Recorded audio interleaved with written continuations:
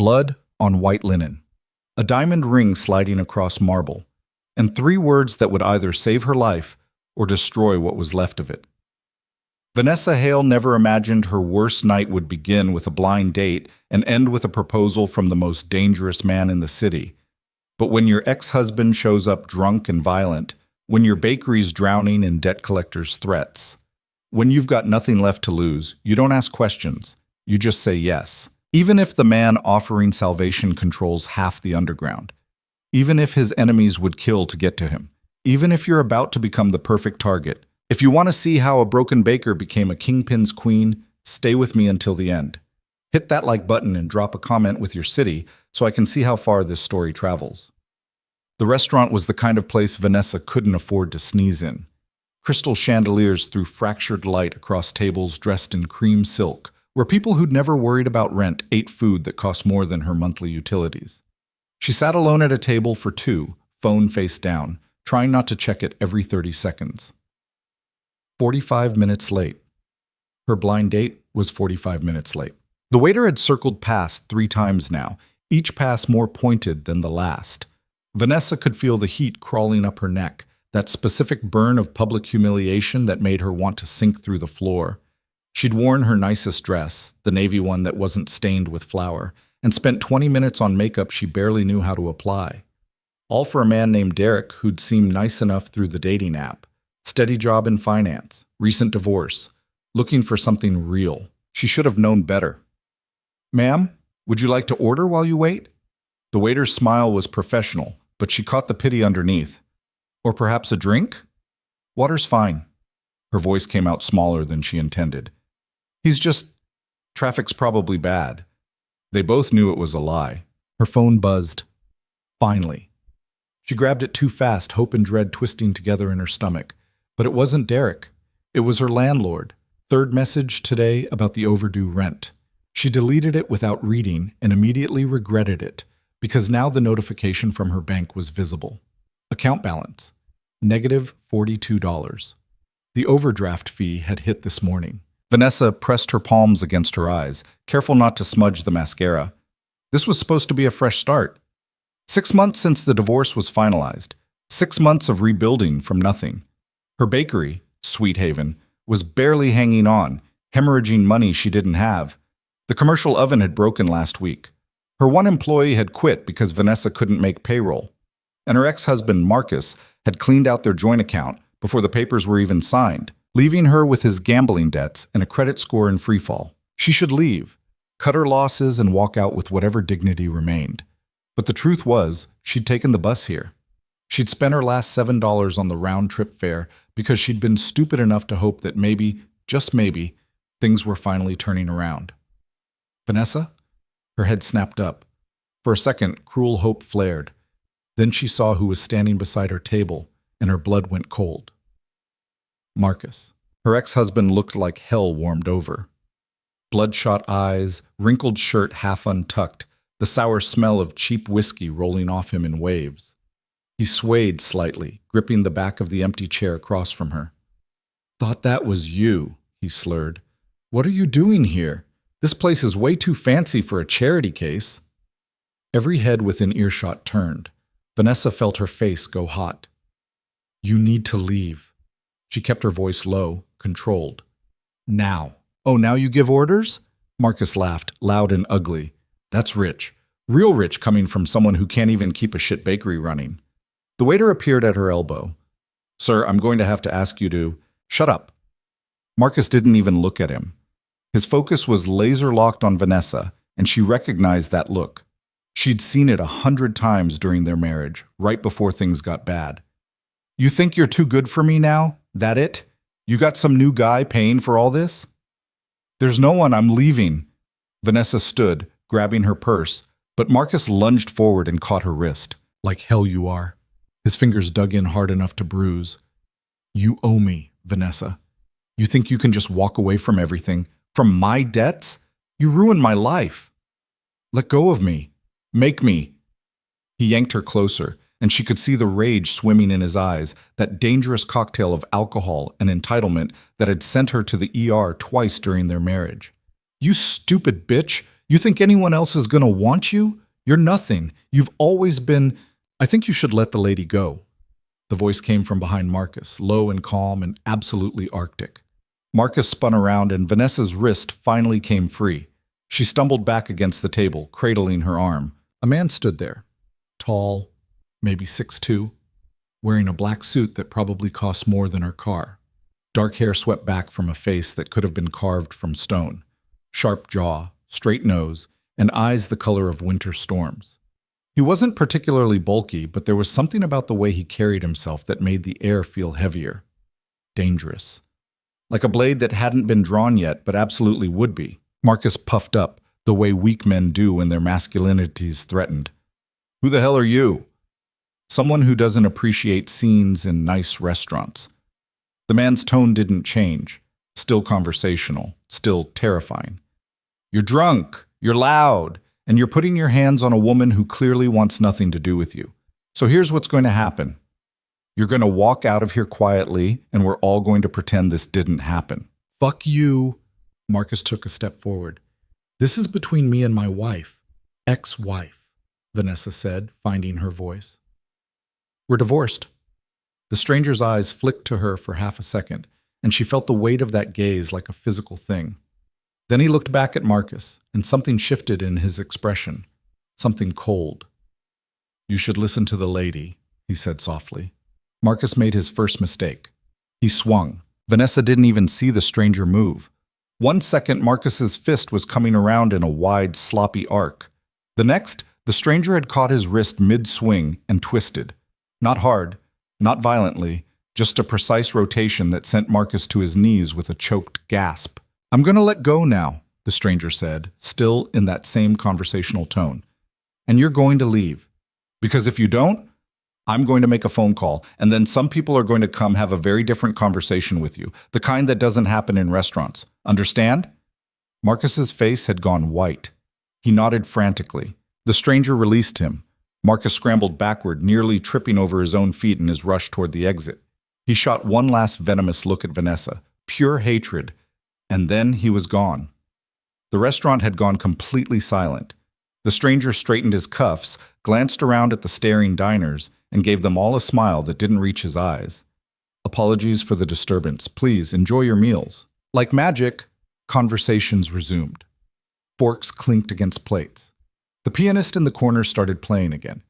It was as if nothing had happened. The stranger turned to Vanessa. Up close, he was even more unsettling. Not because he was threatening, but because he was so carefully controlled.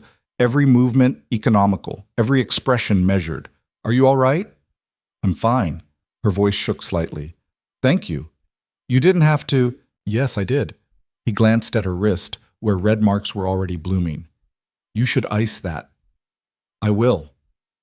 An awkward silence stretched between them. The waiter had vanished. The table felt too small suddenly. Your date's not coming, the stranger said. It wasn't a question. Vanessa let out a laugh that sounded more like a sob. No, apparently not. His loss. The stranger pulled out the chair Marcus had been gripping, the one her absent date was supposed to occupy, and sat down. I'm Adrienne Ravel. He said it like she should know the name. She didn't. Vanessa Hale. She sank back into her own chair because standing felt too exposed. Look, I appreciate what you did, but you really don't have to. I know I don't have to. Adrian folded his hands on the table. His cufflinks were simple, expensive silver. But I'm curious about something. What? Why you stayed. Most people would have left after being stood up for 45 minutes. Heat rushed to her face again. You were watching me? I noticed things. His expression didn't change. And you looked like someone waiting for a miracle that wasn't coming. It was so blunt, so accurate, that Vanessa didn't know what to say. She looked down at her hands, at the flour permanently embedded under her nails no matter how much she scrubbed. Rough year? Adrian asked. Rough life. The words slipped out before she could stop them. Sorry, I don't usually... I should go. What if I asked you to stay? Her eyes snapped up. Why would you do that? Because I think we might be able to help each other. Vanessa stared at him. I don't understand. Adrian leaned back in his chair, studying her with those unsettling gray eyes. Vanessa Hale, age 26, owner of Sweet Haven Bakery on Maple Street. Divorced 4 months ago from Marcus Hale, who left you with approximately $60,000 in combined debt, his gambling losses mostly. You're 3 months behind on your commercial lease. Your credit cards are maxed. You took a bus here tonight because your car was repossessed last week. Ice flooded her veins. How do you... I make it my business to know things. He said it so casually, like he was discussing the weather, especially when something interesting crosses my path. You did. I'm not interesting. I'm broke. You're underestimated. Adrian's head tilted slightly. That ex-husband of yours is a piece of work. History of assault. Restraining order filed 2 years ago. You dropped it 3 weeks later. He's been calling you every day since the divorce, hasn't he? Making threats, saying you ruined him. Vanessa's hands had started shaking. Stop. Please, just stop. Why? Because it's true? Adrian's voice softened, but only barely. Or because no one's ever actually said it out loud. She wanted to run, wanted to grab her purse and bolt for the door and never look back. But something held her in that chair. Maybe exhaustion, maybe desperation, maybe the cold certainty that this man already knew everything anyway. What do you want from me? She whispered. Adrian smiled. It was not a comforting expression. I want to make you an offer. What kind of offer? The kind that saves your bakery, clears your debt, gives you enough money to start over completely. He paused. In exchange for 1 year of your time. Vanessa's brain stuttered. You're joking. I don't joke about business. What would I have to do? Adrian's fingers drummed once against the table. Marry me. The restaurant sounds faded to white noise. Vanessa was certain she'd heard him wrong. I'm sorry, what? A marriage.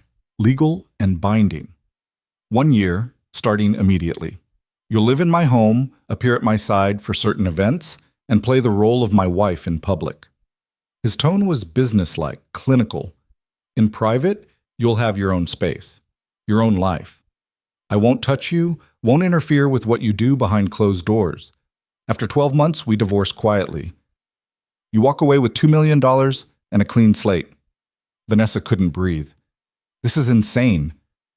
This is practical. Why would you possibly need... She stopped, really looking at him for the first time, at the watch that probably cost 6 figures. The way other diners kept glancing over, recognition flickering across their faces before they quickly looked away. Who are you? Someone who needs a wife for reasons that don't concern you. Adrian's expression remained neutral. And someone who can solve all your problems with a single phone call. No one just offers that kind of money to a stranger. I'm not offering it to a stranger. I'm offering it to exactly the right person. He leaned forward slightly. Think about it, Vanessa. No more debt collectors. No more choosing between rent and food. Your bakery not only survives, it thrives. I'll make sure of it. And all you have to do is wear a ring and smile for the cameras. This is crazy. But even as she said it, her mind was racing. $2 million, debt cleared, Sweet Haven saved, everything she'd been drowning in for months, just gone. Crazy would be turning this down and going back to that apartment where your landlord's already started eviction proceedings. Adrian's voice cut clean through her thoughts. Crazy would be letting your ex-husband keep terrorizing you because you can't afford a lawyer worth a damn. Crazy would be watching everything you built turn to ash because you were too proud to accept help when it was offered. This isn't help. I don't even know what this is. It's a transaction. Adrian pulled something from his jacket pocket. A business card, heavy stock with minimalist printing.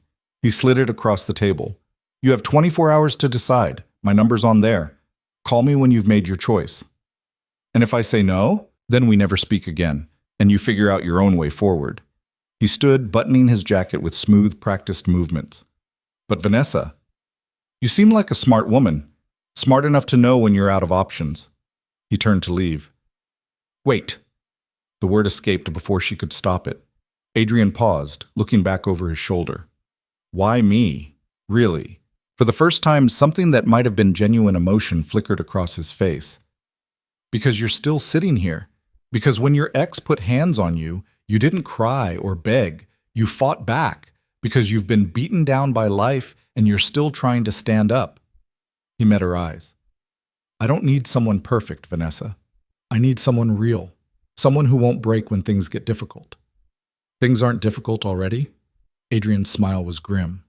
You have no idea. Then he was gone, moving through the restaurant like he owned it, which Vanessa suddenly realized he might actually do. She sat there for a long time, staring at the business card. Adrian Ravel. Simple. No title, just a phone number. The waiter approached cautiously. Miss Hale? Mr. Ravel has taken care of your bill for this evening. He also asked me to arrange a car to take you home. It's waiting whenever you're ready. Of course he had. Of course there was a car. Vanessa wanted to be angry about it, about the presumption, the manipulation, the sheer audacity of everything that had just happened. But she was too tired, too broke, too desperate. She picked up the card and slipped it into her purse. The ride home was surreal. The car was a sleek black sedan with leather seats that probably cost more than her monthly revenue. The driver didn't try to make conversation, which she appreciated. She pressed her forehead against the cool window and watched the city slide past. Her apartment was in a building that had been nice 30 years ago. Now it was just tired, cracked concrete steps, flickering hallway lights, the persistent smell of someone's cooking that never quite aired out. Home sweet home. Thank you, she told the driver. He nodded and waited until she was inside before pulling away. The eviction notice was taped to her door. Bright orange, impossible to miss. 5 days to pay or get out. Vanessa tore it down and let herself into the studio apartment that contained everything she owned. One room. A kitchenette that barely functioned. A bathroom where the shower only had hot water every third day. She'd sold most of her furniture months ago. What remained was a mattress on the floor, a folding table, and the small bookshelf she refused to give up. She dropped her purse on the table and stared at nothing. $2 million. The number was so absurd it didn't feel real. She'd never seen that kind of money, never even imagined it as something that could belong to her. With that money, she could... Her phone rang. Unknown number. She almost didn't answer, but something made her pick up. Vanessa Hale? A woman's voice, crisp and professional. Yes? This is Rebecca Winters from Crestfield Credit Services. I'm calling regarding your outstanding balance of... Vanessa hung up. Her hands were shaking again. She pulled out Adrian's card and stared at it for a solid 5 minutes. This was insane. Marrying a complete stranger? A man who clearly operated in circles she knew nothing about? Who'd somehow compiled a complete dossier on her life in the time it took her to sit in a restaurant. Red flags didn't cover it. This was an entire parade of red flags marching past while sirens wailed. But her bakery was dying. But Marcus had started showing up at her apartment at midnight, drunk and angry, pounding on the door until neighbors complained. But she'd eaten nothing but stale bread and coffee for 3 days because that's all she could afford. But the eviction notice was sitting on her counter like a ticking bomb. But she was 26 years old and her life had already become a disaster she couldn't control. Adrian Ravel was offering her control back. At what cost? Vanessa pulled up her phone's browser and typed his name. The results made her stomach drop. Adrian Ravel, the man behind the empire. Ravel Industries posts record profits. CEO remains elusive. Who is Adrian Ravel, the billionaire? No one knows. She clicked the first article. A photo loaded. Adrian at some charity gala, looking exactly as controlled and dangerous as he had in the restaurant. The article described him as notoriously private, the head of a business empire that included real estate, shipping, and various investment holdings. It mentioned his net worth in the billions, his reputation for ruthless business tactics, and persistent rumors about connections to organized crime that had never been proven. Another article was more direct. Is Adrian Ravel connected to the Volkov Syndicate? Vanessa's blood went cold. She kept reading. The deeper she went, the murkier it got. Adrian Ravel was powerful, connected, and possibly very dangerous. People didn't say no to him. Competitors who challenged him tended to suddenly fold or disappear from the business landscape entirely. There were whispers about money laundering, illegal gambling operations, protection rackets, but never any charges. Never any evidence, just whispers. She set the phone down and pressed her palms against her eyes. This was worse than insane. This was potentially catastrophic. Her phone buzzed with another text from her landlord. Final warning, Friday or you're out. Today was Wednesday. Vanessa looked at Adrian's card again. She should throw it away. Should block the number, forget this whole night ever happened, and figure out some other solution. Sell everything she owned, move back in with her mom in Ohio. Start over somewhere smaller, simpler, safer. But that meant letting Marcus win. Meant losing Sweet Haven, the one thing she'd built with her own hands. Meant admitting that she couldn't survive on her own. And underneath all of that, buried deep but undeniable, was a spark of something else. Curiosity. Who was Adrian Ravel really? What did he actually want? Why her? The questions circled in her mind like sharks. She thought about the way he'd looked at Marcus, the casual violence in that controlled movement, the absolute certainty that he would be obeyed. She thought about his words, "You've been beaten down by life, and you're still trying to stand up." No one had ever said that to her before. No one had ever looked at her and seen anything but someone to pity, or use, or ignore. Adrian Ravel had seen her, really seen her, and apparently decided she was worth $2 million. Vanessa picked up her phone. She didn't let herself think about it, didn't let doubt creep in. She just opened her contacts, typed in his number from the card, and hit call before she could change her mind. It rang once. "I was wondering if you'd make it to hour 3 or wait until morning," Adrian said instead of hello. "How did you—" She stopped. "Never mind. You know everything already, apparently. Not everything, but enough." There was something that might have been amusement in his voice. "Have you made a decision?" Vanessa closed her eyes, took a breath, jumped. "I want to see the contract first, every clause. I want to know exactly what I'm agreeing to." "Smart. I'll have my lawyer send it over within the hour. You can take it to your own attorney if you'd like, though I assume that's not financially viable right now." "It's not." "Then read it carefully yourself. If you have questions, call me. If you agree to the terms, sign and return it. We'll move forward from there." "And if I don't agree?" "Then you don't sign." Adrian's tone was matter-of-fact. "I'm not going to force you into anything, Vanessa. This only works if we both want it to." She wanted to ask why he needed this, what the real reason was. But something told her he wouldn't answer. Not yet. Maybe not ever. "Okay," she said quietly. "Send the contract. Consider it done." A pause. "For what it's worth? You're making the right choice." "How do you know?" "Because the alternative is letting yourself drown, and I don't think you're the drowning type." The line went dead. Vanessa sat there in her tiny apartment, surrounded by the wreckage of her life, and waited for the contract that would change everything. It arrived 43 minutes later, a PDF to her email from a law firm she'd never heard of. 38 pages of dense legal language that took her 2 hours to parse. The terms were exactly as Adrian had described. 1 year of marriage, public appearances as required. Private lives remained separate. No physical intimacy required or expected. At the end of 12 months, a clean divorce and a lump sum payment of $2 million. There were other clauses too. She'd live in his penthouse, separate bedroom, ensuite bath. She'd receive a monthly allowance for personal expenses. Her bakery's debts would be cleared immediately upon signing. Any threats or harassment from outside parties would be handled by his security team. That last part made her stomach clench. There was also a confidentiality agreement woven throughout. She couldn't discuss the true nature of their arrangement with anyone. Publicly, this had to appear as a real marriage. Breaking that clause would void the contract and subject her to legal penalties she definitely couldn't afford. At the bottom of the last page was a line for her signature. Vanessa stared at it until her eyes burned.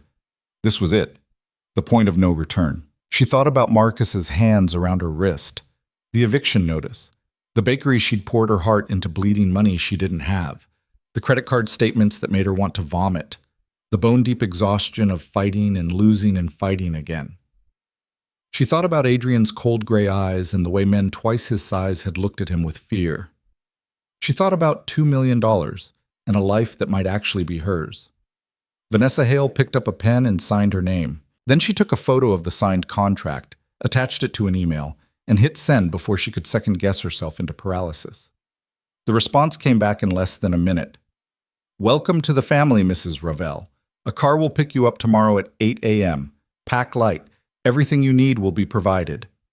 AR, Vanessa set her phone down and laughed. It came out slightly hysterical, slightly breathless. She'd just agreed to marry a man she'd met 3 hours ago. A man who might be a criminal. A man who definitely scared her. And somehow, for the first time in months, she felt like she could breathe. She didn't sleep. How could she? Vanessa spent the night packing what little she owned into 2 duffel bags, then unpacking and repacking because none of it seemed right. What did you bring when you were moving into a billionaire's penthouse? Her worn jeans and faded t-shirts felt like artifacts from someone else's life.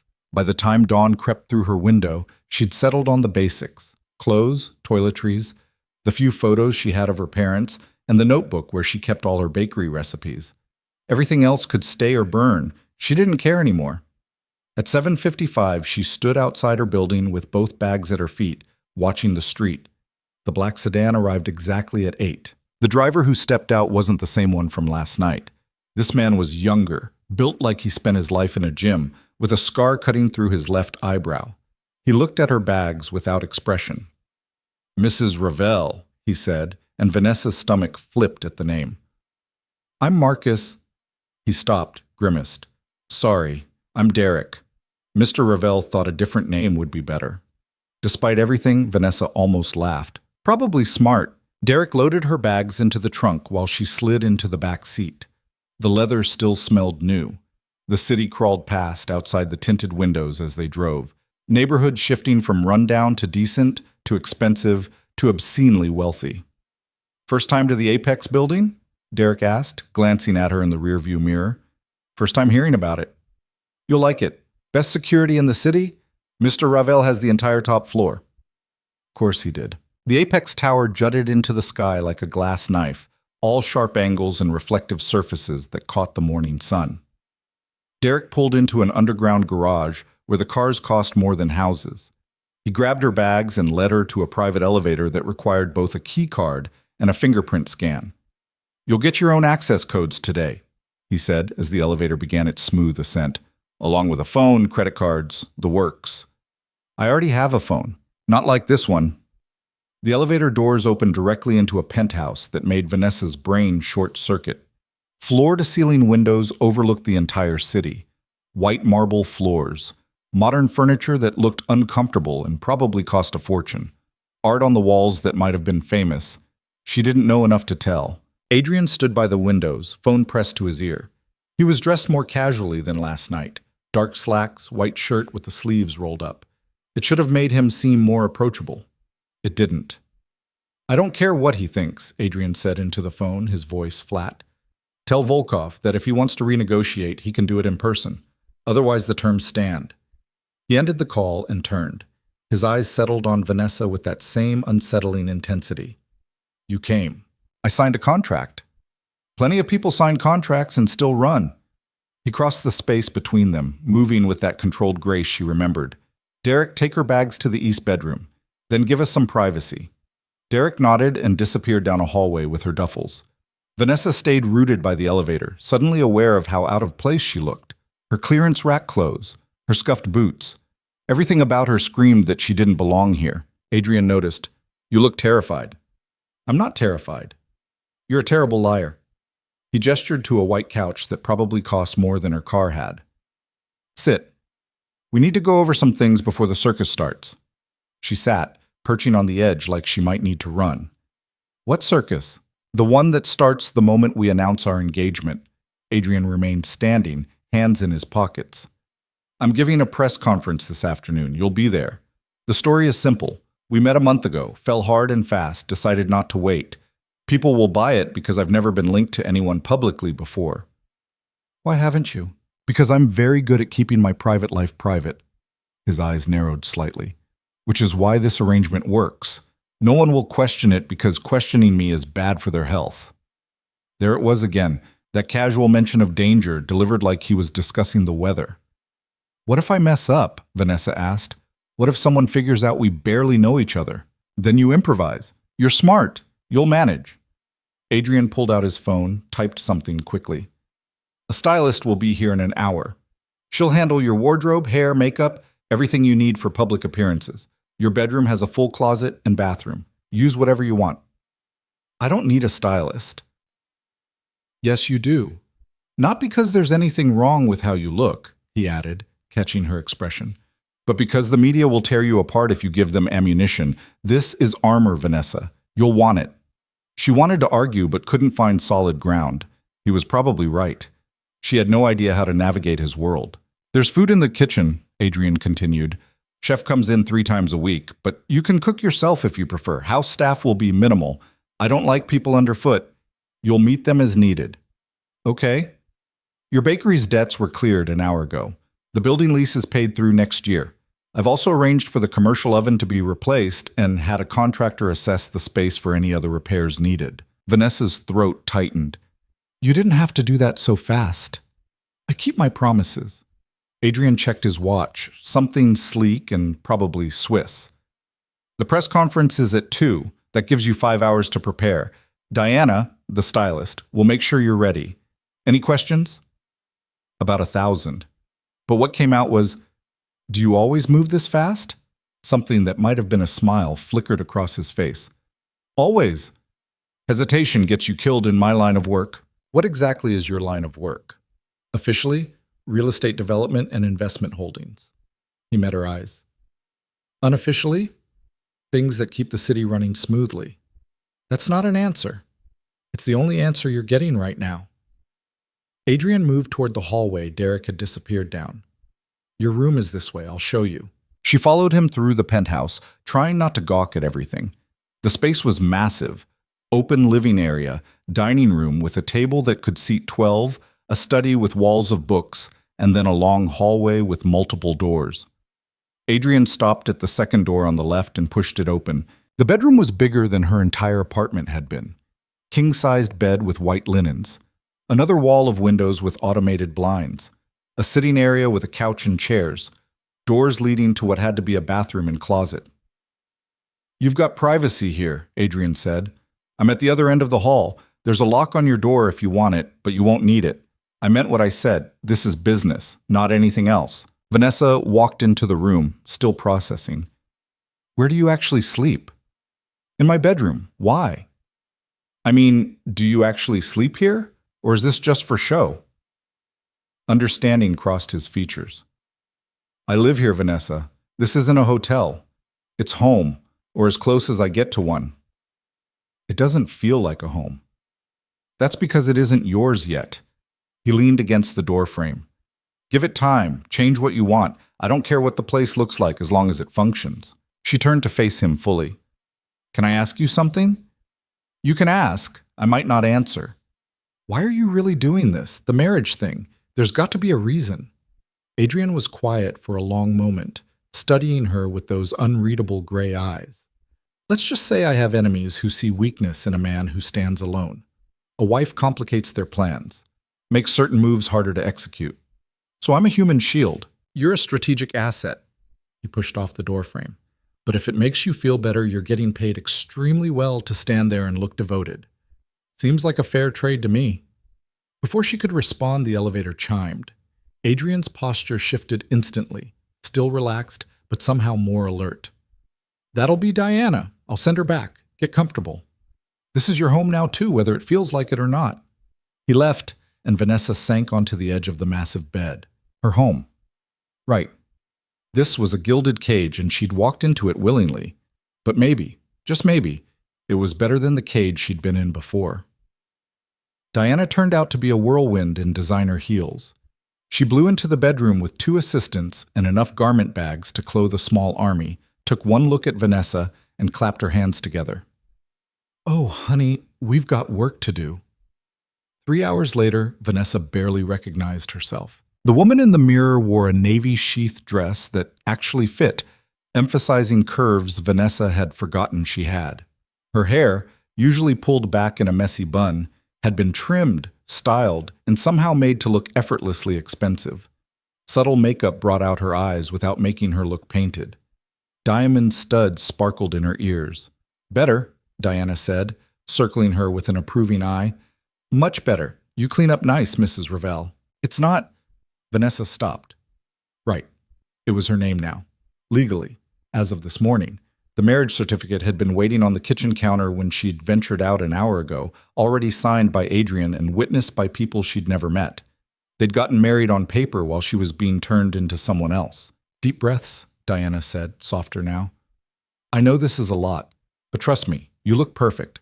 Confident, elegant, but still real. That's what Adrian wanted, someone who doesn't look like every other society clone. How long have you worked for him? 5 years. He's demanding as hell but fair, and he doesn't make promises he won't keep. Diana checked her own watch. Car leaves in 20 minutes. You ready? No. Good. The ones who think they're ready always crash and burn. Diana squeezed her shoulder. You'll do fine. Just smile, stand close to him, and let Adrian handle the talking. He's good at this. Vanessa nodded, even though her heart was trying to escape through her ribs. The car ride to the press conference was silent. Adrian sat beside her, scrolling through his phone, occasionally firing off terse responses to messages.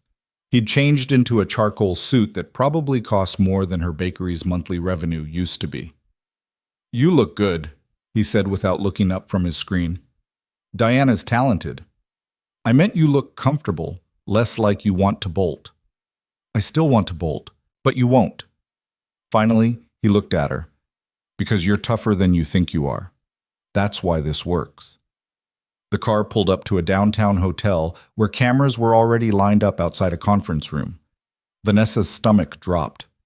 This is insane, she whispered. Probably. Adrian pocketed his phone and opened the door.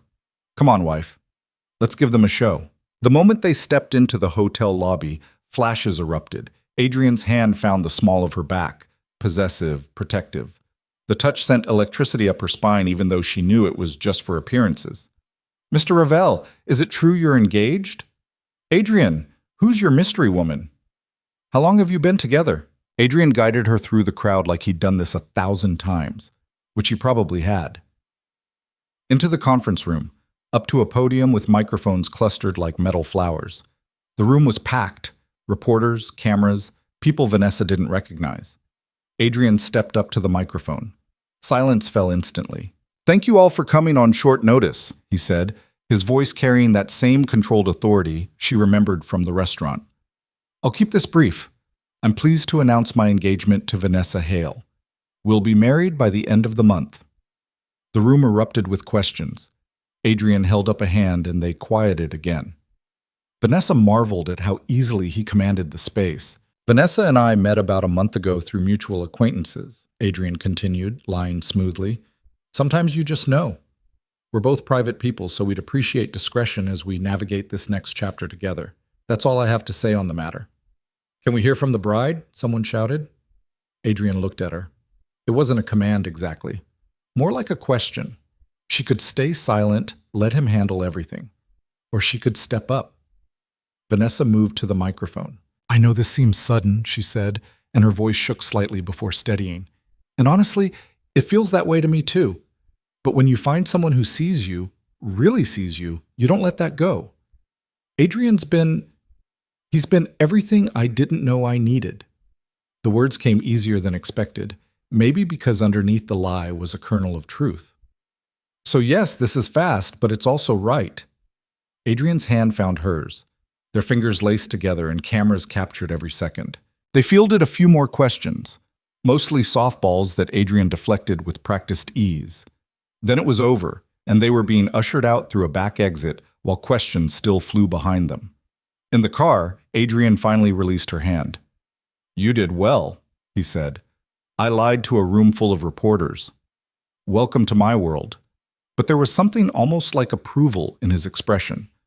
The part about being seen, that was a nice touch. It wasn't entirely a lie. The admission surprised her. Adrian studied her for a moment. No, I suppose it wasn't. The penthouse felt different when they returned. Maybe because Vanessa's things were in it now.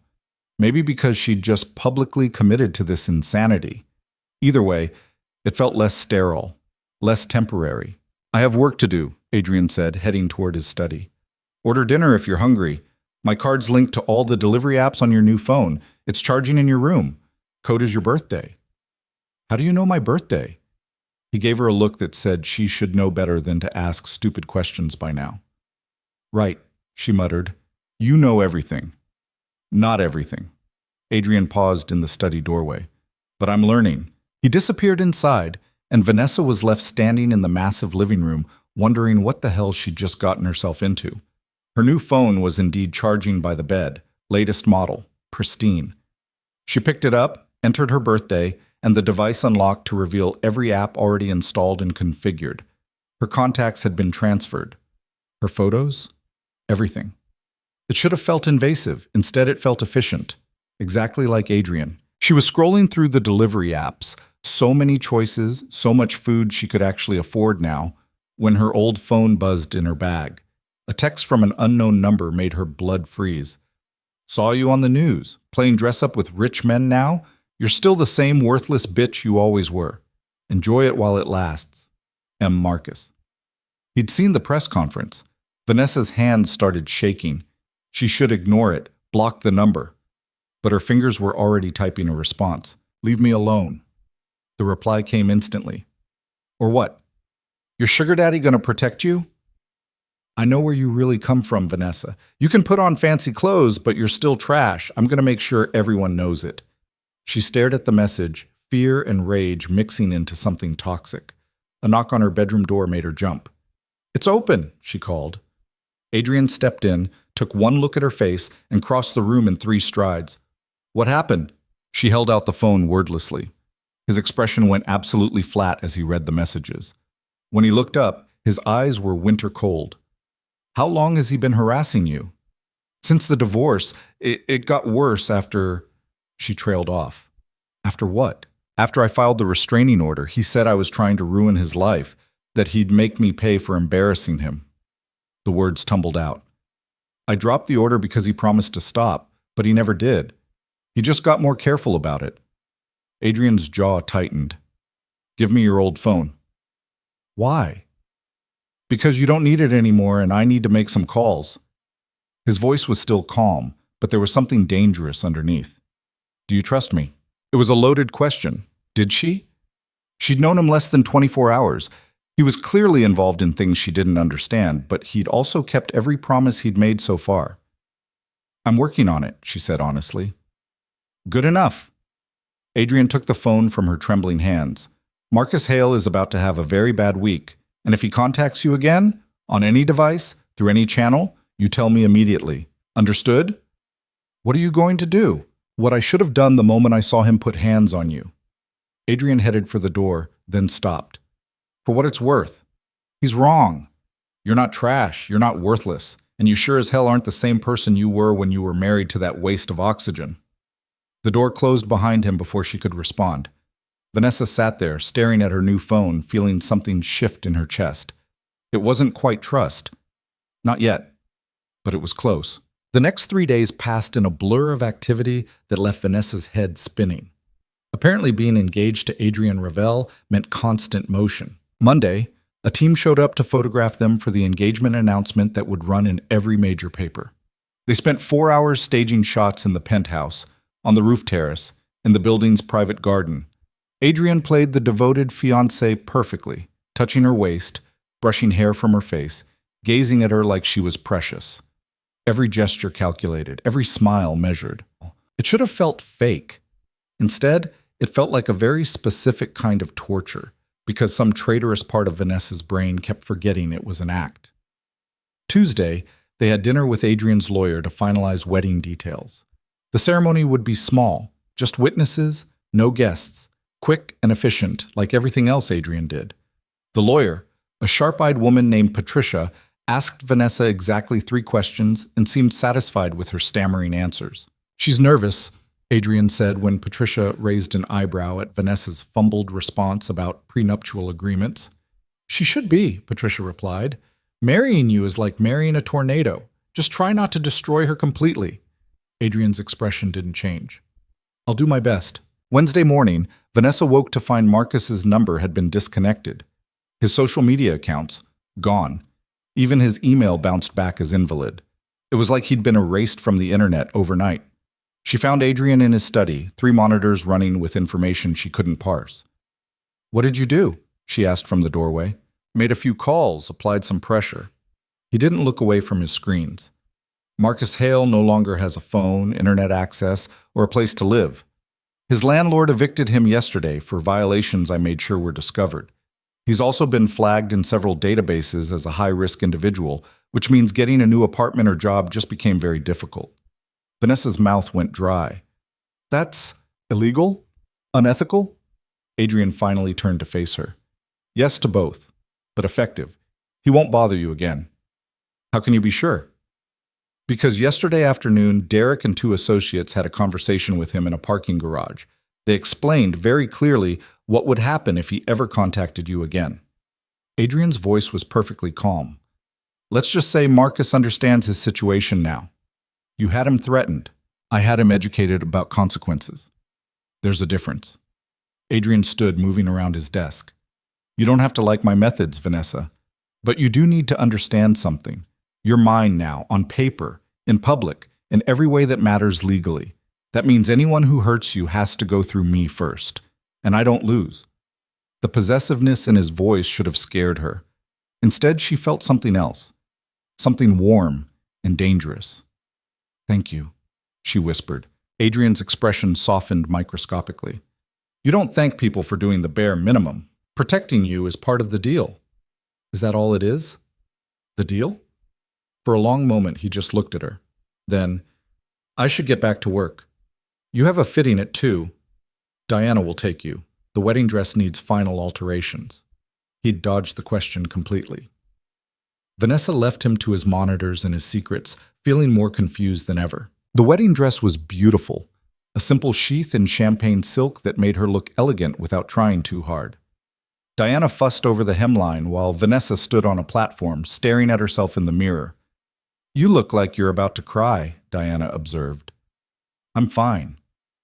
Honey, I've dressed enough brides to know what fine looks like. This isn't it. Diana sat back on her heels. Talk to me. What's going on in that head? I barely know him. The words spilled out. I've been here less than a week, and I'm marrying him in 4 days, and I don't understand what I'm doing or why he chose me or what happens when this year is over and I have to go back to being just me. First of all, you're not just anything. You're someone Adrian Ravel picked out of an entire city of options. Diana stood, brushing off her slacks. Second, you think you're the only one confused?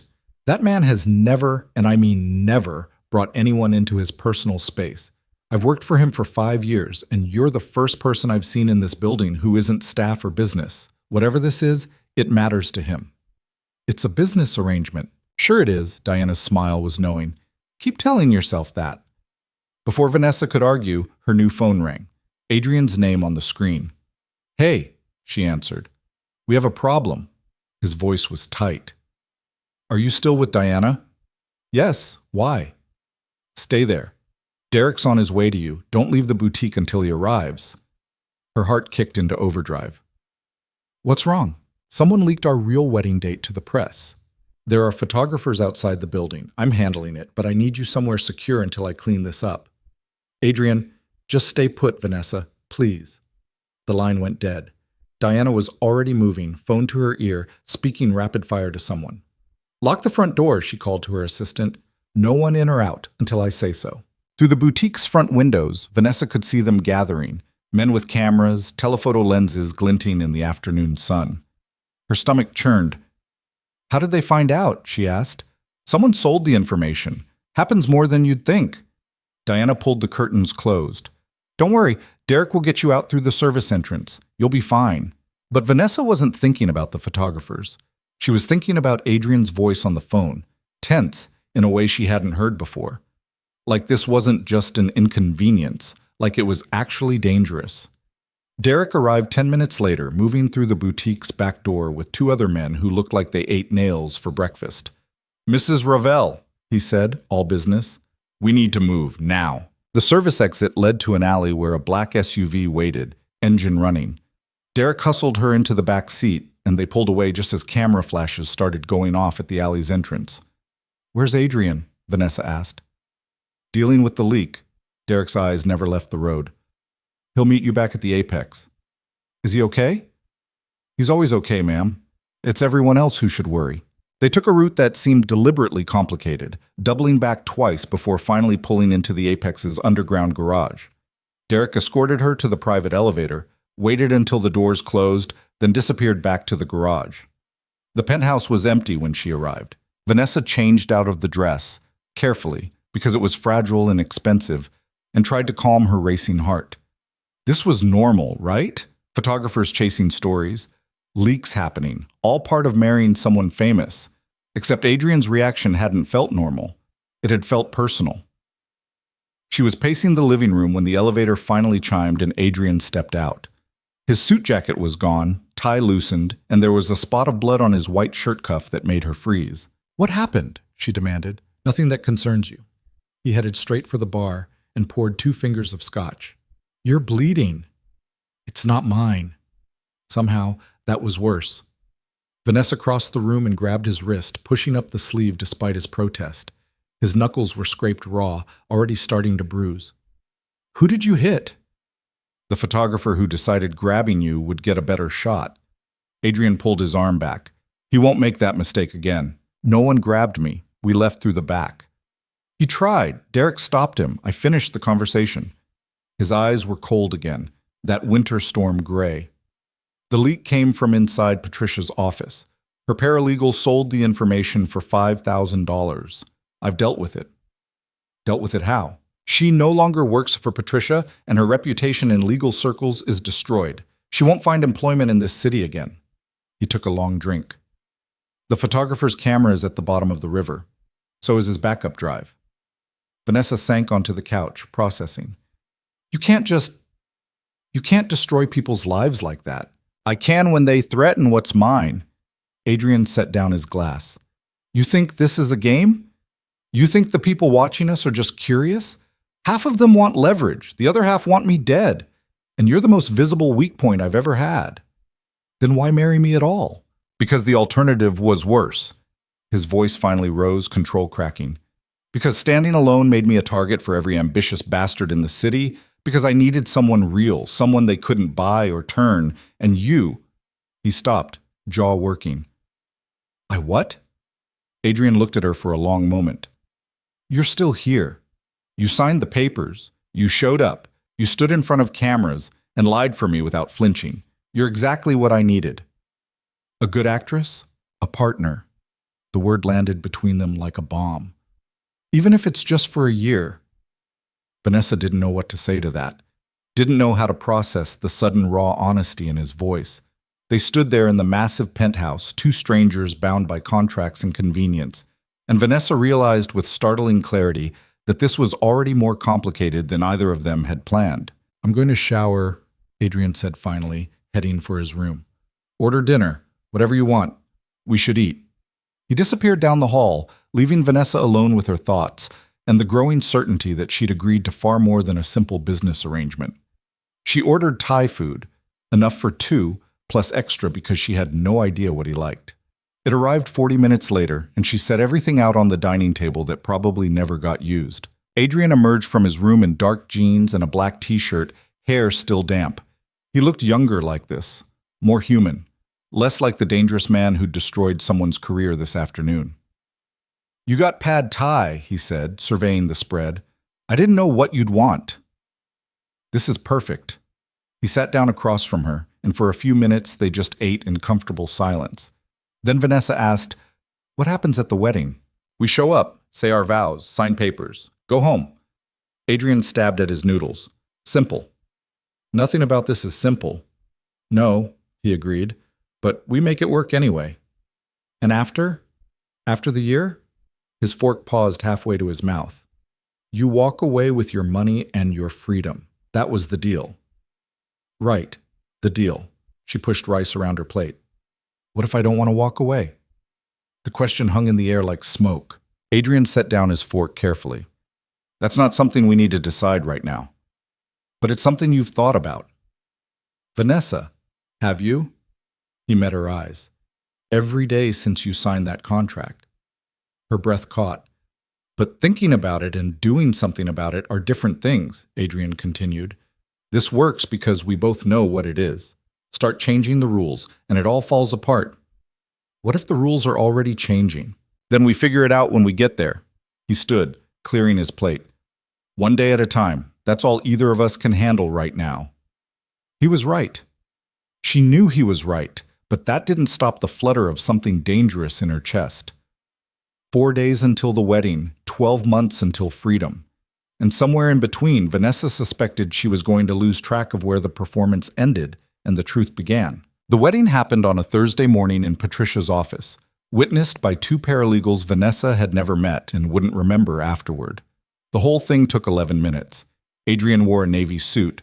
Vanessa wore the champagne dress. They stood in front of a judge who looked bored, recited vows that felt like reading from a script, and signed their names in places Patricia indicated with perfectly manicured fingers. "You may kiss the bride," the judge said, without inflection. Adrian's hand came up to cup her jaw, thumb brushing her cheek. He leaned in, and for a second Vanessa thought he might actually do it. Then his lips pressed against her forehead instead, gentle, almost tender. "We'll save the real one for the cameras," he murmured against her skin. "Right. The cameras. The performance." They signed more papers. Patricia handed over official copies with a tight smile. "Congratulations, Mr. and Mrs. Ravel. Try not to kill each other before the ink dries." "Your confidence is touching," Adrian said dryly. In the car back to the Apex, Vanessa stared at the marriage certificate in her hands. Her name looked wrong next to his. Vanessa Marie Ravel, like someone else's identity she'd borrowed. "You're quiet," Adrian observed. "Just processing." "Regrets already?" She looked at him. He was watching her with that careful intensity, like he was trying to read her thoughts. "No, you? Ask me in a year." But there was something in his voice that suggested he wasn't entirely joking. The penthouse felt different when they returned. Maybe because it was officially both of theirs now. Maybe because the invisible line between temporary arrangement and legal commitment had just been erased. "I have a meeting at 4, Adrian said, loosening his tie. "Business dinner after. I'll be late." "Okay." He paused in the hallway. "You don't have to wait up." "I wasn't planning to." Something flickered across his face. Disappointment, maybe, or relief. Hard to tell. Then he was gone, disappearing into his study, and Vanessa was left alone in their apartment on their wedding day. She changed out of the dress carefully, hanging it in the massive closet that now held clothes she'd never bought, but apparently owned.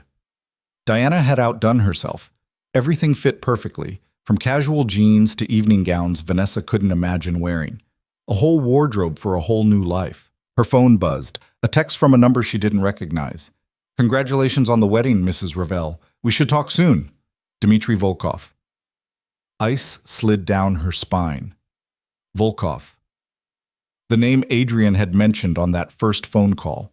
She'd looked him up afterward. Old money, organized crime connections, the kind of man who made Adrian look approachable by comparison. She should tell Adrian, right now. But he was in a meeting, and this was probably just some business contact being polite. And she was overreacting because everything felt strange and new and slightly terrifying. Vanessa deleted the message and tried to forget about it. The bakery had reopened 3 days ago with a new oven, fresh paint, and updated equipment Vanessa definitely hadn't authorized. She'd gone by yesterday to find the place transformed. Still Sweet Haven, but cleaner, brighter, more professional. Adrian's work, obviously. He'd also hired 2 new employees without asking her, though they'd both turned out to be talented and desperately grateful for the work. She spent the afternoon there now, losing herself in the familiar rhythm of measuring flour and kneading dough. This was real. This made sense. Her hands in pastry, creating something tangible and good. "Boss?" Mia, one of the new hires, stuck her head into the kitchen. "There's someone here asking for you." Vanessa wiped flour off her hands. "Who?" "Didn't say, just asked if the owner was in." Something in Mia's tone made Vanessa's stomach clench. She pushed through the kitchen door into the front of the bakery and stopped cold. A man stood by the display case. Older, maybe 60, in an expensive suit that screamed money and power. 2 younger men flanked him, hands folded, eyes scanning the room like they expected trouble. "Mrs. Ravel," the older man said, smiling. It didn't reach his eyes. "I'm Dmitry Volkov. I believe we should talk." Every instinct screamed at her to run. But this was her bakery, her space, and she'd be damned if she'd let some stranger intimidate her here. "I'm working," she said, keeping her voice steady. "If you want to talk, make an appointment.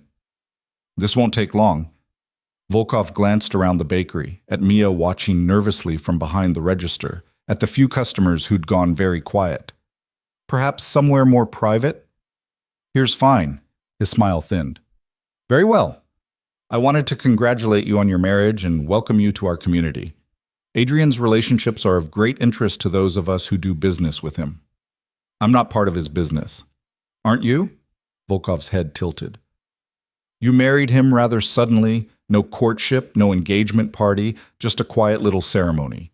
One might wonder about the circumstances. One might mind their own business." The bodyguard shifted. Volkov held up a hand, still smiling that cold smile. "I like you, Mrs. Ravel. You have spine. But let me be very clear about something. Your husband operates in a world with specific rules. He's upset certain balances recently, made moves that concern people who preferred the old arrangements."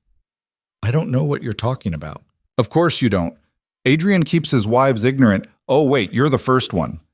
Volkov leaned against the counter like he owned it. "Here's what you need to understand. Adrian's protection only extends so far.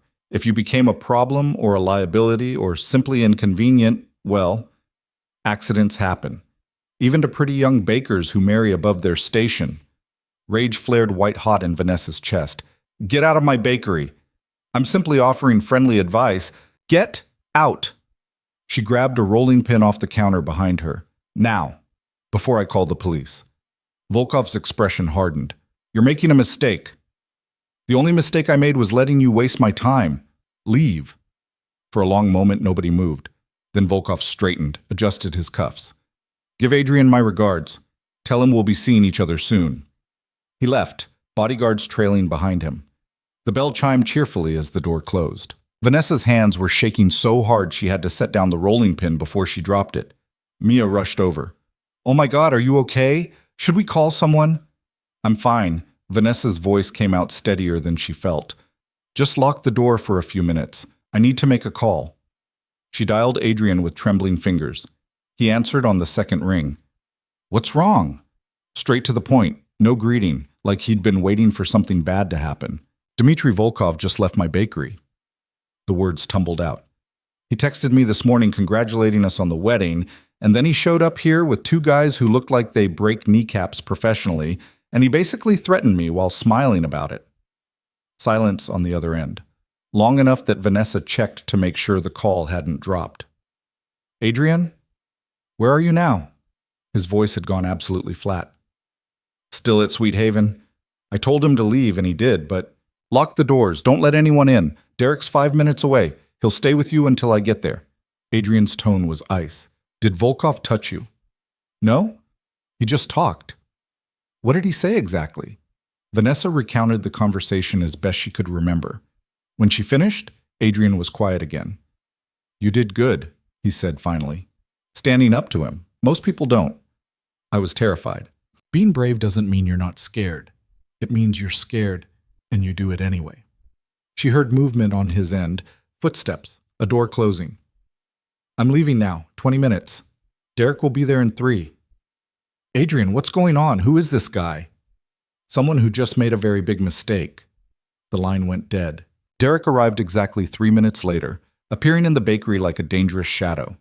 He did a quick sweep of the space, checked the locks, then positioned himself by the front door. "Mr. Ravel wants you to close early," he told Vanessa. "Send your employees home. We're relocating you." "I'm not leaving my bakery." "Ma'am, with respect, that's not your call anymore." Derek's expression was sympathetic but firm.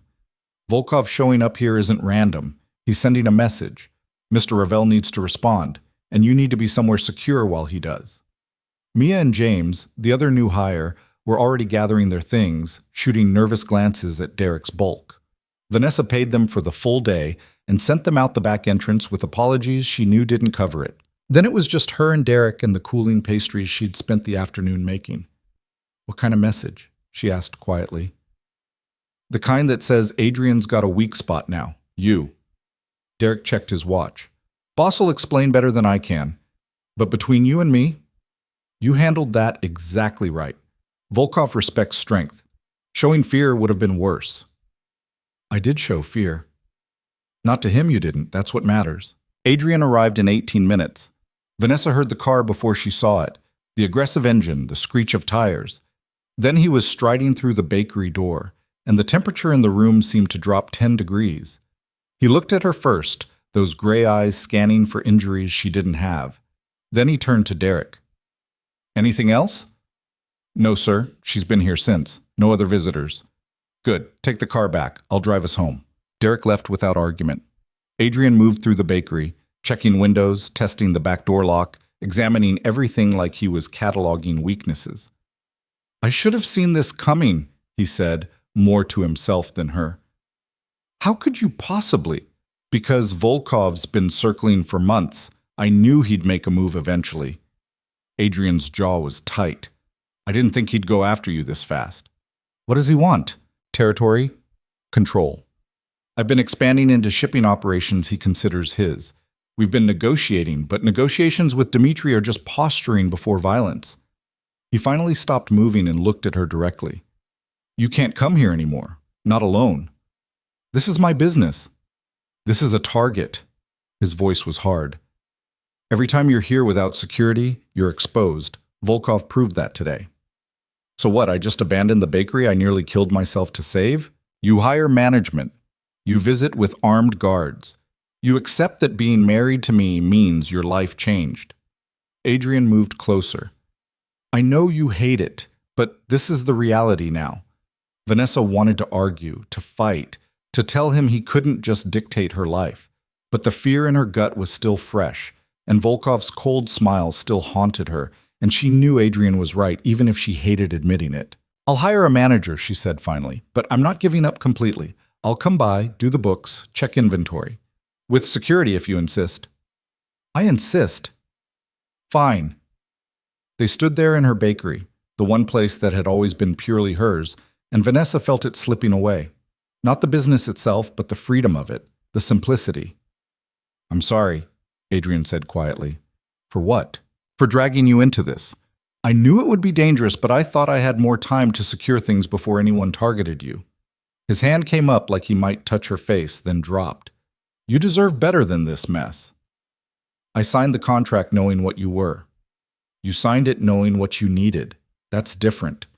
He stepped back, creating distance again. Come on, let's go home. I need to make some calls. The drive back was silent. Adrian's hands gripped the steering wheel too tight, and Vanessa could practically see him running scenarios in his head. Planning, strategizing, probably contemplating violence she didn't want to know about. At the penthouse, he went straight to his study and closed the door. Vanessa heard him on the phone almost immediately, his voice low and intense, words she couldn't quite make out but knew weren't friendly. She changed into comfortable clothes and tried to pretend today was normal, made tea she didn't drink, stared at the city lights without seeing them, wondered what she'd gotten herself into and whether $2 million was enough compensation for living in constant fear. Hours passed. Adrian's door stayed closed. Vanessa eventually gave up and went to bed, though sleep felt impossible. She must have dozed off anyway, because the sound of her bedroom door opening jolted her awake. Adrian stood silhouetted in the doorway, backlit by the hallway light. Sorry, he said. Didn't mean to wake you, just checking you were here. Where else would I be? I don't know. After today, I'm not assuming anything. He lingered in the doorway. Can I come in? Vanessa sat up, pulling the blanket around herself. Yeah. He crossed to the window seat and sat, looking out at the city. In the dim light, he looked exhausted, shadows under his eyes, tension in his shoulders. I've dealt with Volkov, he said, or started to. He won't come near you again without consequences he can't afford. What did you do? Called in some debts, made it clear that touching you means war, and war means he loses things he values more than pride. Adrian's reflection in the window was grim. He'll back off, for now. And later? Later we'll handle it, one crisis at a time. He turned to look at her. I meant what I said earlier. You were brave today. Most people freeze when Volkov turns on the pressure. You grabbed a rolling pin and threw him out. Despite everything, Vanessa almost smiled. It was the closest thing to a weapon. Still counts. Adrian's expression softened slightly. You keep surprising me. Is that good or bad? Haven't decided yet. He stood. Get some sleep. Tomorrow's going to be long. We have the charity gala. Vanessa had forgotten about the gala. Their first major public appearance as a married couple. Perfect. Adrian? She called as he reached the door. Yeah. Thank you for handling Volkov, for protecting me even though this whole thing is just business. He was quiet for a moment. It stopped being just business the moment you signed that contract. You're my wife now. That means something, even if it's temporary.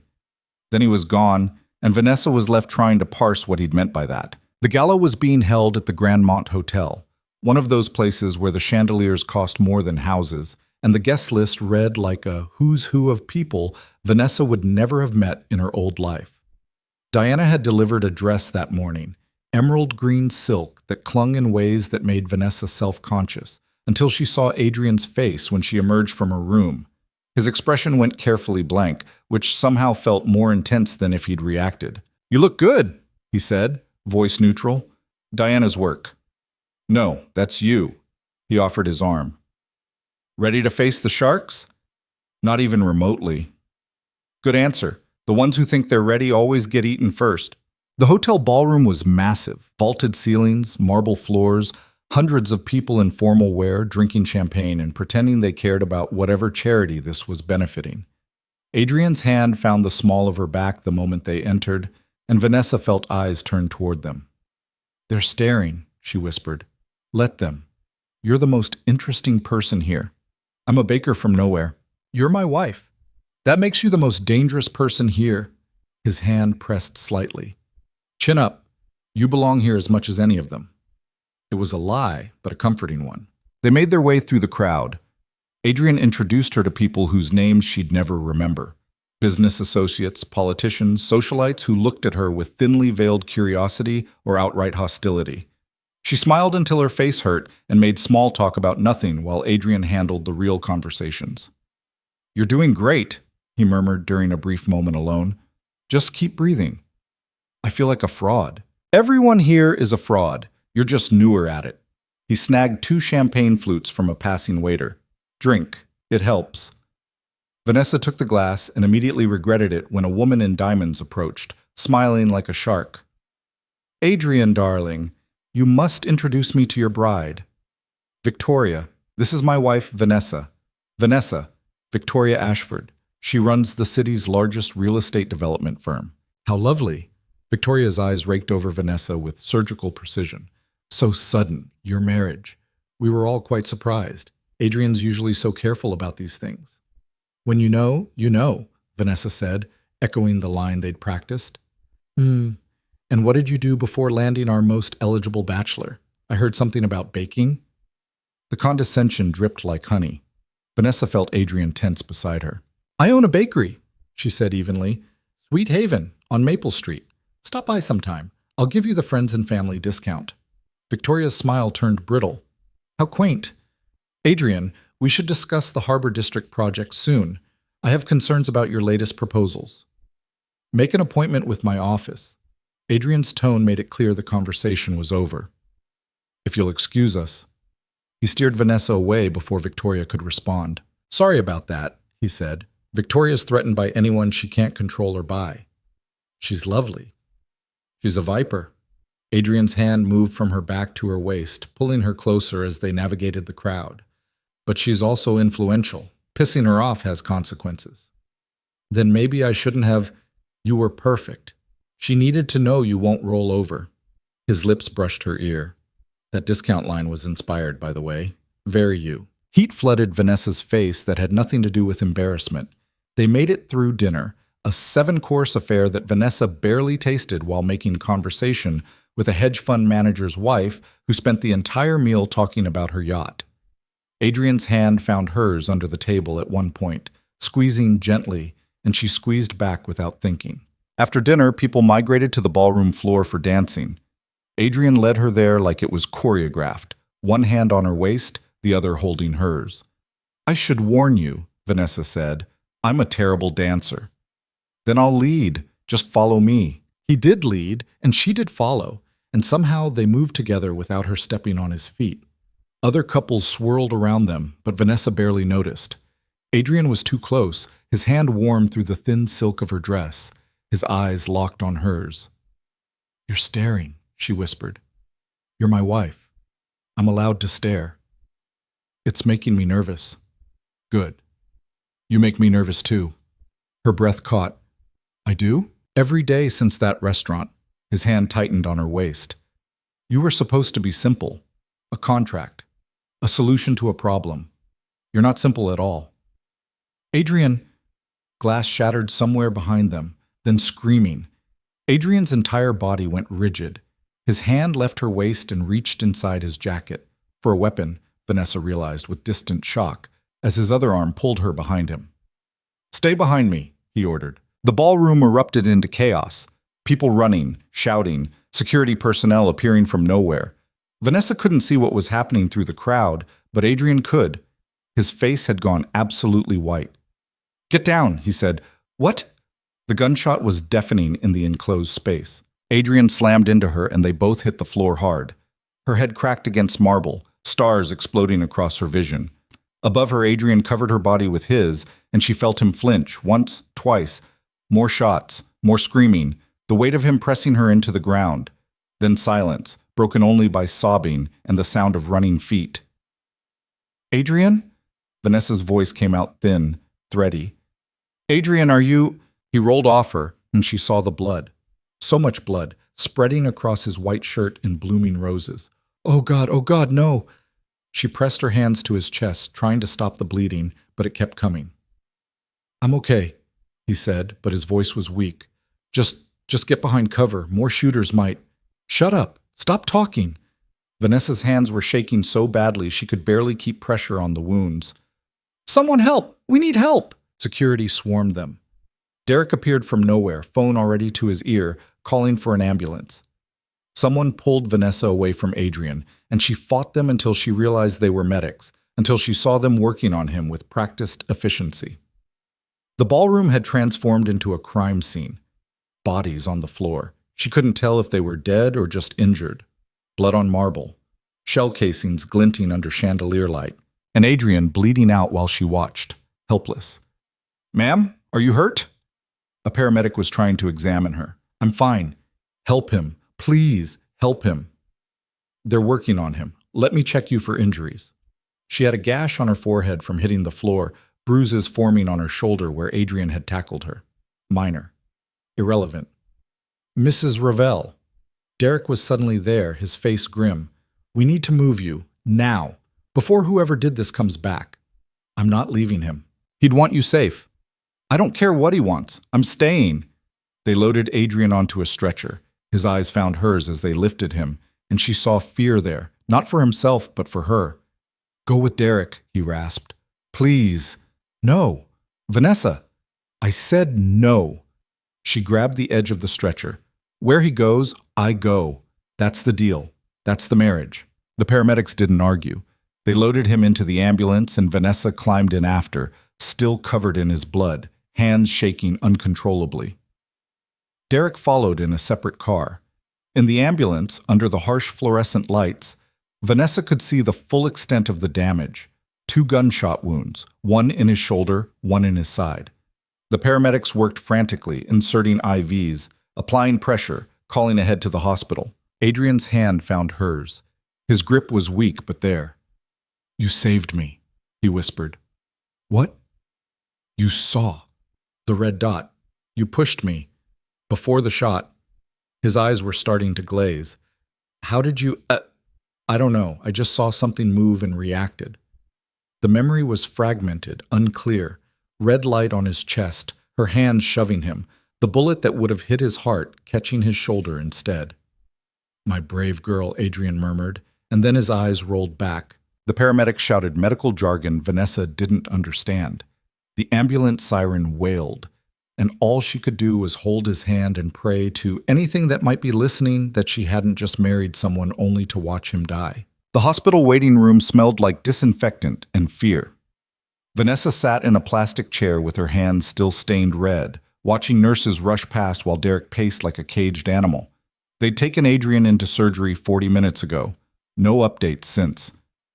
"You should get cleaned up," Derek said for the third time. "I'm fine." "Mrs. Ravel." "I said I'm fine." Her voice cracked on the last word. Derek stopped pacing and crouched in front of her chair. "He's gonna make it. Boss is too stubborn to die from a couple bullets." "You don't know that." "Yeah, I do. I've seen him walk away from worse." Derek's expression was grim. "This is what he does. Gets shot at, patched up, comes back meaner. It's the pattern." Vanessa looked at him. "How often does this happen?" "Often enough that I keep his blood type memorized." Derek stood. "Look, I know this is scary, but Adrian survived things that should have killed him a dozen times over. He's not going anywhere." She wanted to believe him, wanted to trust that the man who'd controlled every aspect of the last 2 weeks wouldn't just bleed out on an operating table, but the fear sat heavy in her chest, making it hard to breathe. A doctor emerged from the surgical wing, still in scrubs. Derek was at his side instantly. "How is he?" "Stable. We removed both bullets. The shoulder wound was clean, missed the major vessels. The one in his side nicked his liver, but we've controlled the bleeding. He'll need monitoring for the next 24 hours, but barring complications, he should make a full recovery." Vanessa's legs went weak with relief. Derek caught her elbow. "Can we see him?" she asked. "He's in recovery now. Give it another hour, then you can visit. 10 minutes only. He needs rest." The doctor's eyes settled on Vanessa's blood-stained dress. "Are you injured?" "Just bruised." "Let me check you anyway. Head wounds can be tricky." She let him examine the gash on her forehead. Shallow, didn't need stitches. He cleaned it, applied butterfly bandages, and told her to watch for signs of concussion. Then he disappeared back into the surgical wing, leaving her and Derek in the waiting room. "I need to make some calls," Derek said. "Stay here. Don't talk to anyone. Don't answer questions if police show up. Just wait." "Where are you going?" "To start a war." His smile was cold. "Someone shot the boss. That doesn't stand." He left before she could ask what he meant. Vanessa sat alone in the waiting room, trying to process the last few hours. The gala, dancing with Adrian, the gunshots, his blood on her hands, the way he'd looked at her in the ambulance like she was something precious instead of just a contract. Her phone buzzed. She pulled it out with shaking hands. Unknown number. Again. "I hope Adrian survives. It would be unfortunate to lose such a worthy opponent. My condolences on your traumatic evening. DV Dmitry Volkov." Sending condolences while probably having ordered the hit himself. Rage flooded through her, white-hot and clarifying. She typed back before she could think better of it. "Come near him again and I'll kill you myself." The response came immediately. Such fire. Adrian chose well. "We'll speak again soon, Mrs. Ravel." She wanted to throw the phone across the room. Wanted to scream. Wanted to find Volkov and make good on her threat. Instead, she took a screenshot of the messages and forwarded them to Derek. His response was one word. "Good." An hour crawled by. Then a nurse appeared and led Vanessa through sterile hallways to a private room where Adrian lay hooked up to monitors and IVs. He looked smaller somehow, vulnerable in a way she'd never seen. The machines beeped steadily, tracking his heartbeat. 10 minutes, the nurse reminded her, then left. Vanessa pulled a chair close to the bed and took Adrian's hand. His skin was cool, fingers limp. "You scared the hell out of me," she whispered. "Throwing yourself in front of bullets like some kind of action hero. That's not in the contract, you know. The deal was 1 year of fake marriage, not dying for each other." His fingers twitched in hers. "I saw the laser sight," she continued, talking just to fill the silence. "On your chest. I didn't think. I just pushed. And then everything went crazy and you were bleeding and I thought..." Her voice broke. "I thought I was going to lose you before I figured out what the hell this thing between us actually is." "It's complicated," Adrian rasped. Vanessa's head snapped up. His eyes were open, clouded with pain and medication, but focused on her. "You're awake." "Hard to sleep with you yelling at me." His attempt at a smile came out as more of a grimace. "How bad?" 2 bullets. They got them both out. Doctor says you'll live." She squeezed his hand tighter. "Why did you do that? Cover me like that?" "You're my wife." "It's a business arrangement." "Is it?" Adrian's eyes searched hers. Because I'm pretty sure business arrangements don't involve taking bullets for each other. Vanessa didn't know how to answer that. Didn't know how to explain that somewhere between the restaurant and the ambulance, the lines had gotten blurred beyond recognition. Volkov texted me, she said instead. Sending condolences. I told him I'd kill him if he came near you again.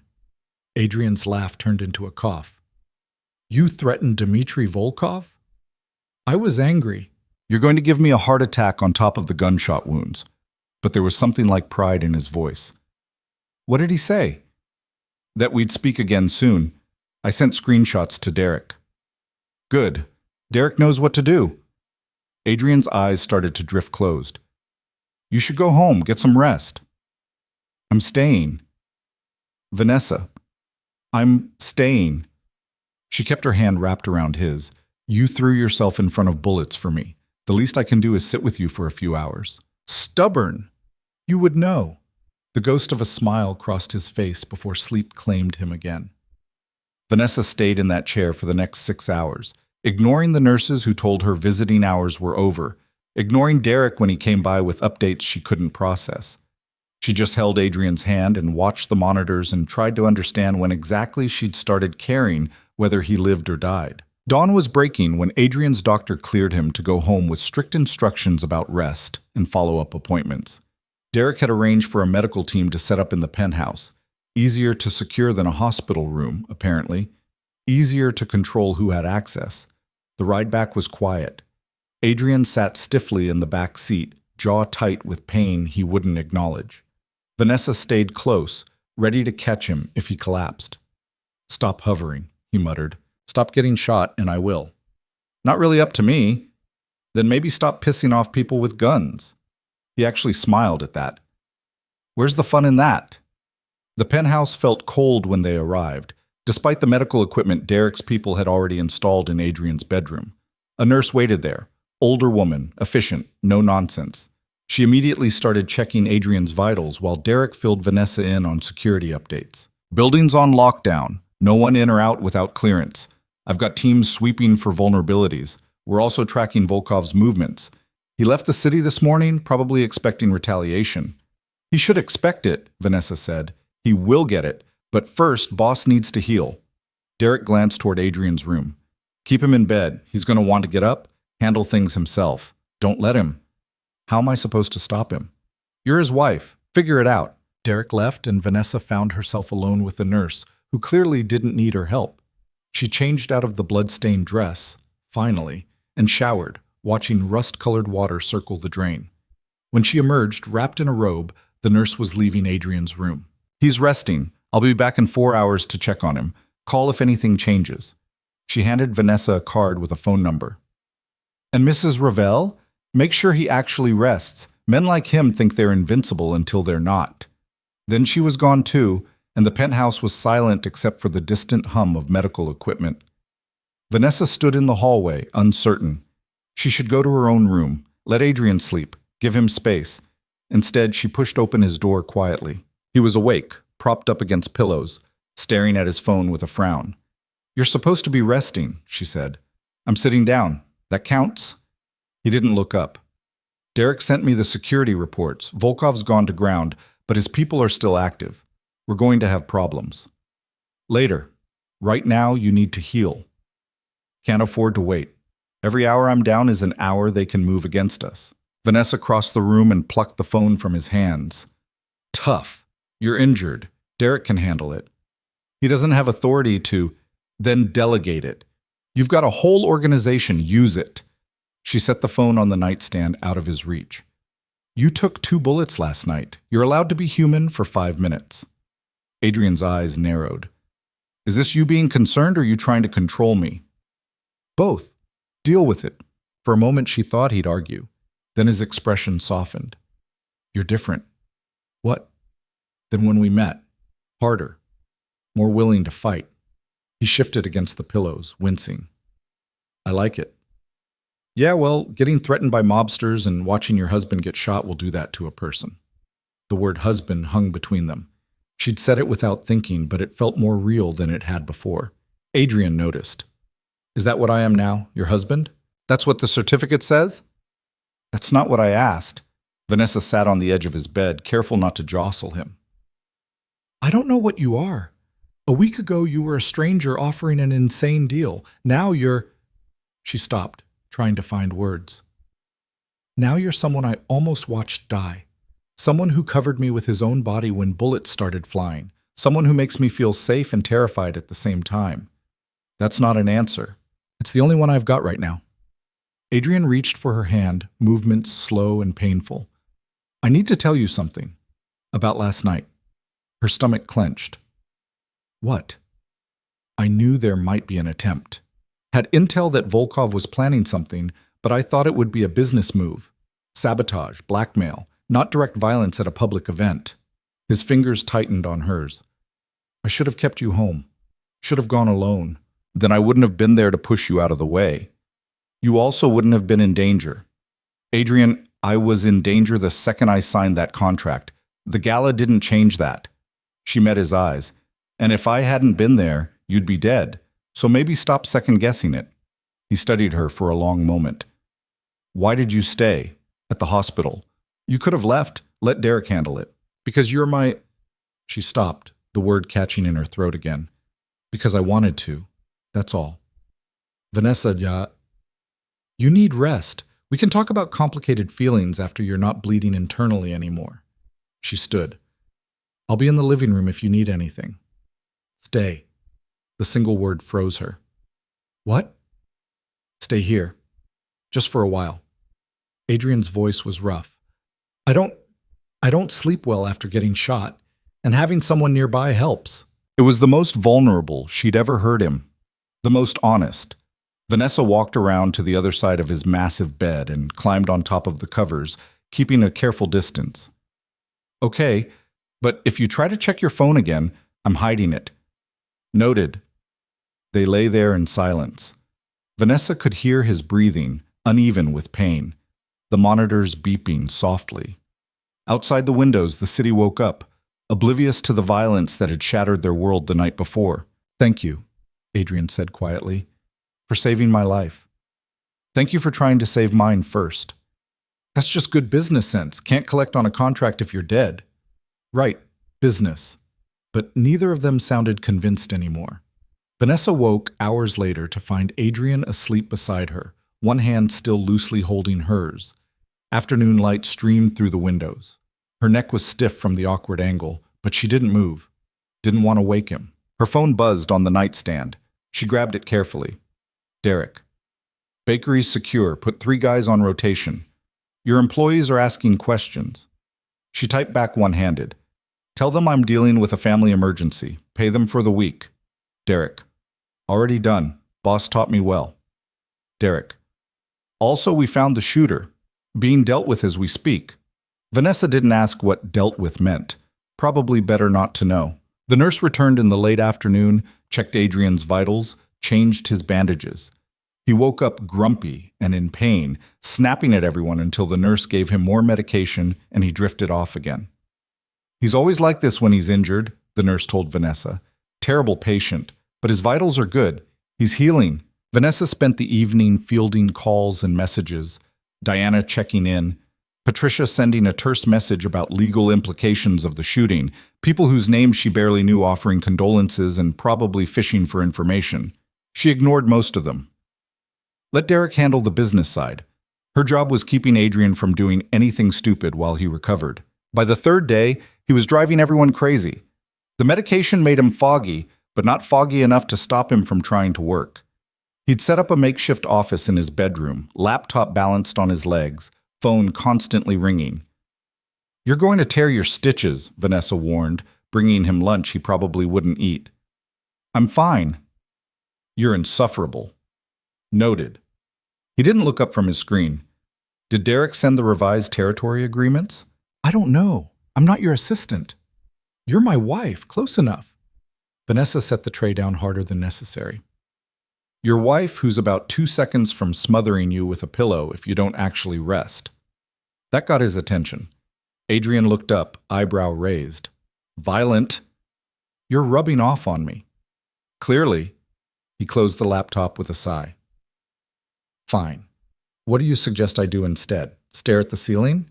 Read a book? Watch TV? Sleep? Literally anything that doesn't involve running your criminal empire from bed. It's not criminal. Derek literally told me they dealt with the shooter. That's code for murder, Adrian. That's code for justice. His voice went hard. The man tried to kill us both. He doesn't get to walk away. And that doesn't bother you? That you can just make people disappear? Should it? He met her eyes. These are the rules in my world. Someone comes at you, you hit back twice as hard. Otherwise, you look weak, and weak gets you killed. That's insane. That's survival. Adrian shifted against the pillows, wincing. Look, I know you don't like this side of things, the violence, the moral flexibility, but it's who I am. It's what I do, and I'm not going to apologize for protecting what's mine. I'm not asking you to apologize. I'm asking you to understand why it scares me. You weren't scared when you threatened Volkov. That was different. I was angry and not thinking straight. Or maybe you were thinking more clearly than ever. Adrian's gaze was intense despite the pain medication. You've got more fight in you than you give yourself credit for. You just needed a reason to let it out. Vanessa didn't know what to say to that. Didn't know if he was right or if she was just becoming someone she didn't recognize. The days blurred together. Adrian healed slowly, complaining the entire time. Derek came and went with updates. Volkov was still hiding, his operations disrupted but not destroyed. Adrian's people were making moves, consolidating power, sending messages. A war was brewing. Everyone could feel it. On the 5th day, Patricia showed up unannounced. You look like hell, she told Adrian, settling into a chair beside his bed like she owned it. Good to see you too. I'm serious, you're pushing too hard. Patricia pulled out a tablet. But since you won't listen to your doctors or your wife, let's at least make this productive. We need to discuss the contracts. What about them? Volkov's lawyers are claiming your marriage is fraudulent. They're trying to void several agreements based on the premise that you entered into them under false pretenses. Vanessa's stomach dropped. Can they do that? They can try. Won't stick. The marriage is legal, regardless of its origins, but they're going to make noise about it. Patricia's eyes shifted to Vanessa. Which means you two need to sell this even harder. More public appearances, more evidence of a real relationship, the kind that looks genuine under scrutiny. We've been shot at, Adrian said flatly. I think that's genuine enough. Trauma bonding isn't the same as romance. The narrative needs to be that you're in love, not just convenient. Patricia stood. I'll handle the legal side. You handle the optics. And for the love of everything, stop getting shot. It's terrible for business. She left, and Vanessa and Adrian looked at each other. More public appearances, Vanessa said, while someone's actively trying to kill you. Us? Trying to kill us? Adrian's correction was pointed. You're just as much a target now. How is that supposed to make me feel better? It's not. It's supposed to make you careful.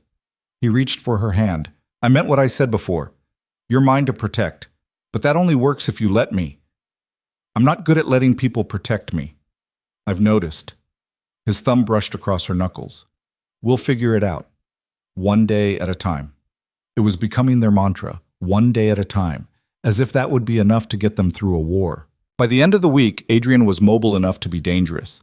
He insisted on getting out of bed, against medical advice, and spent an entire afternoon in his study with Derek and several men Vanessa didn't recognize. She could hear their voices through the door, low, intense, planning something she probably didn't want to know about. When they finally emerged, Derek looked grim. It's handled, was all he said before leaving. Adrian found her at the kitchen, where she'd been stress baking to avoid thinking about what handled meant. Smells good, he said, eyeing the cooling cookies. Chocolate chip, basic but effective. She pulled another tray from the oven. Want to tell me what you just planned in there? Not particularly. Adrian, it's better if you don't know. Plausible deniability and all that. He moved closer, still favoring his injured side. But it's necessary. Volkov crossed a line, we're crossing back. When? Tonight. Fear spiked through her. You're not going. You're still healing. I'm not going personally. I'm sending people. I'll be here monitoring from the security room. He took a cookie from the cooling rack. With you.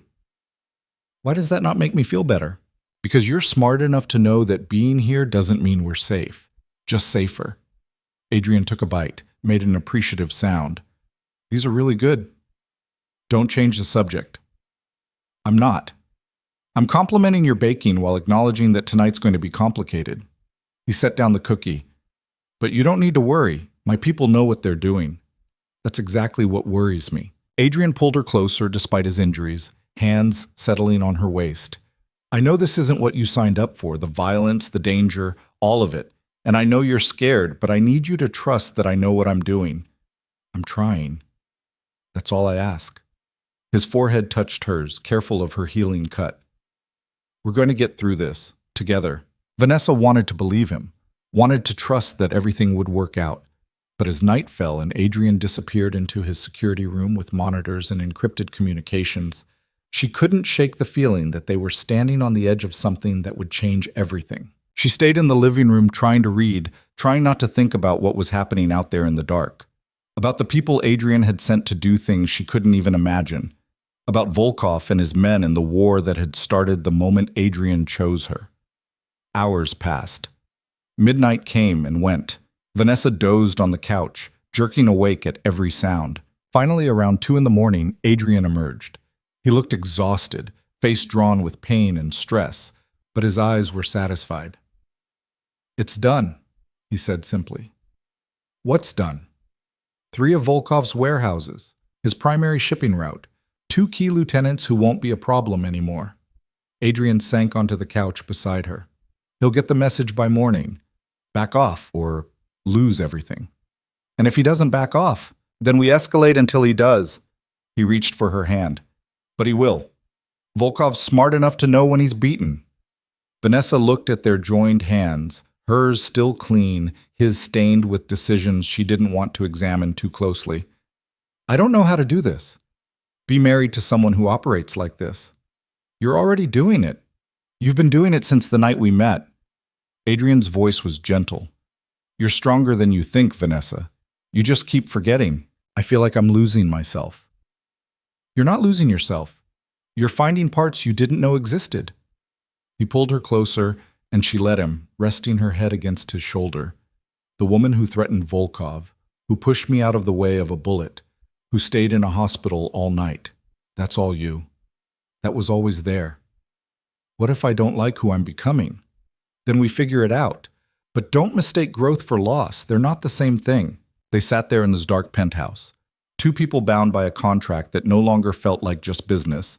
While the city slept and somewhere out there, Adrian's message burned. Morning came with news that Volkov had pulled back. His people quietly withdrew from contested territories.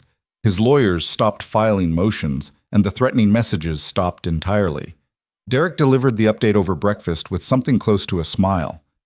He's done, for now anyway. Word on the street is he's reassessing his position. Adrian nodded, wincing as he reached for his coffee. The stitches were coming out next week, but movement still hurt. Good. Keep monitoring him. I want to know if he so much as sneezes in our direction. Already on it. Derek glanced at Vanessa. Your bakery's doing well, by the way. Manager you hired is solid. Revenue's up 30% since the renovations. Really? She'd barely thought about Sweet Haven in the chaos of the past 2 weeks. Really? Customers are loving the new setup, might need to hire more staff soon. It should have made her happy. Instead, she felt oddly disconnected from it. Like the bakery belonged to someone else now, someone who hadn't married a dangerous man and learned to threaten mobsters. After Derek left, Adrian studied her across the table. You're quiet. Just thinking. About? How different everything is. A month ago, I was drowning in debt, alone, barely surviving. Now I'm... She gestured around the penthouse. Here, married to you, living a life I don't recognize. Having regrets? No, maybe. I don't know. Vanessa pushed eggs around her plate. It's just strange. The bakery was my entire world, and now it feels like a side project, something I check on but don't really connect to anymore.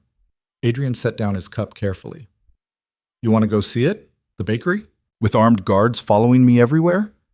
Better than getting shot at. His tone was light, but his eyes were serious. But yes, with security. Derek wasn't exaggerating about the threats. Volkov backed off, but that doesn't mean others won't try.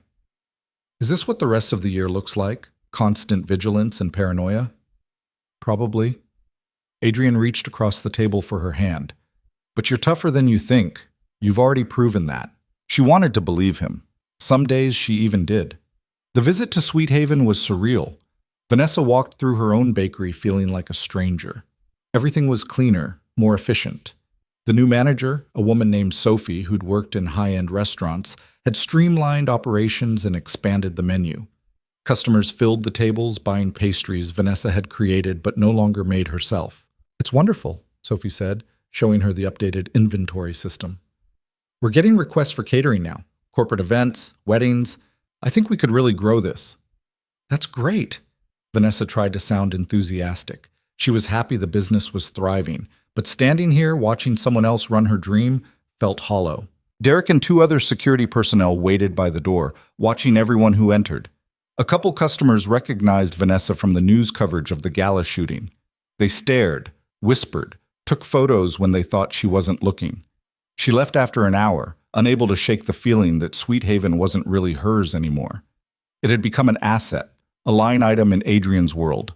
Safe and profitable, but no longer personal. In the car, Derek noticed her expression. "You okay, Mrs. Ravel?" "Fine. Just weird being back." "Boss said you built that place from nothing. Must be hard seeing it change." "It's better than it was. More successful. I should be happy." Should be and aren't always the same thing. Derek's eyes met hers in the rearview mirror. "If it helps, boss talks about you different than anyone else. Like you matter beyond the arrangement." Vanessa's heart stuttered. "He does?" "Yeah, don't tell him I said anything, but I've worked for him 5 years and never seen him like this. Protective, yeah, but also just present. Like he actually cares what happens to you." "It's complicated," Derek snorted. "Everything with Adrian's complicated. Doesn't mean it's not real." Back at the penthouse, Vanessa found Adrian in his study, finally working from his desk instead of his bed. Progress, she supposed. "How was it?" he asked, without looking up from his monitors. "Good." "Strange. The bakery's doing well." "But?" She shouldn't have been surprised he caught the hesitation. "But it doesn't feel like mine anymore. It's successful and safe and everything I wanted it to be, except I'm not the one running it." Adrian closed his laptop and gave her his full attention. "Do you want to run it again? I can arrange that. Different security setup? Minimal interference?" "No, that's not—" Vanessa sank into the chair across from his desk. "I don't know what I want. I spent so long fighting to save that bakery, and now that it's saved, I feel lost." "So find something else." "Like what?" "Whatever you want. You've got resources now. Freedom. Use them." Adrian leaned back carefully. The bakery was about survival. What do you actually want to do? It was a question she had never let herself ask before. Survival had been the goal for so long that wanting anything beyond that felt indulgent. "I don't know," she admitted. "I've never had the luxury of figuring that out." "Well, you do now, so figure it out." He stood, moving around the desk despite the obvious pain it caused. "You're not the same person who walked into that restaurant desperate and drowning. Stop acting like your only value is tied to a business you don't even want to run anymore." "Then what's my value?" Adrian stopped in front of her chair. "You pushed me out of the way of a bullet. You threatened one of the most dangerous men in the city to his face. You've handled every insane thing I've thrown at you without breaking." His hand came up to cup her face. "Your value is that you're you.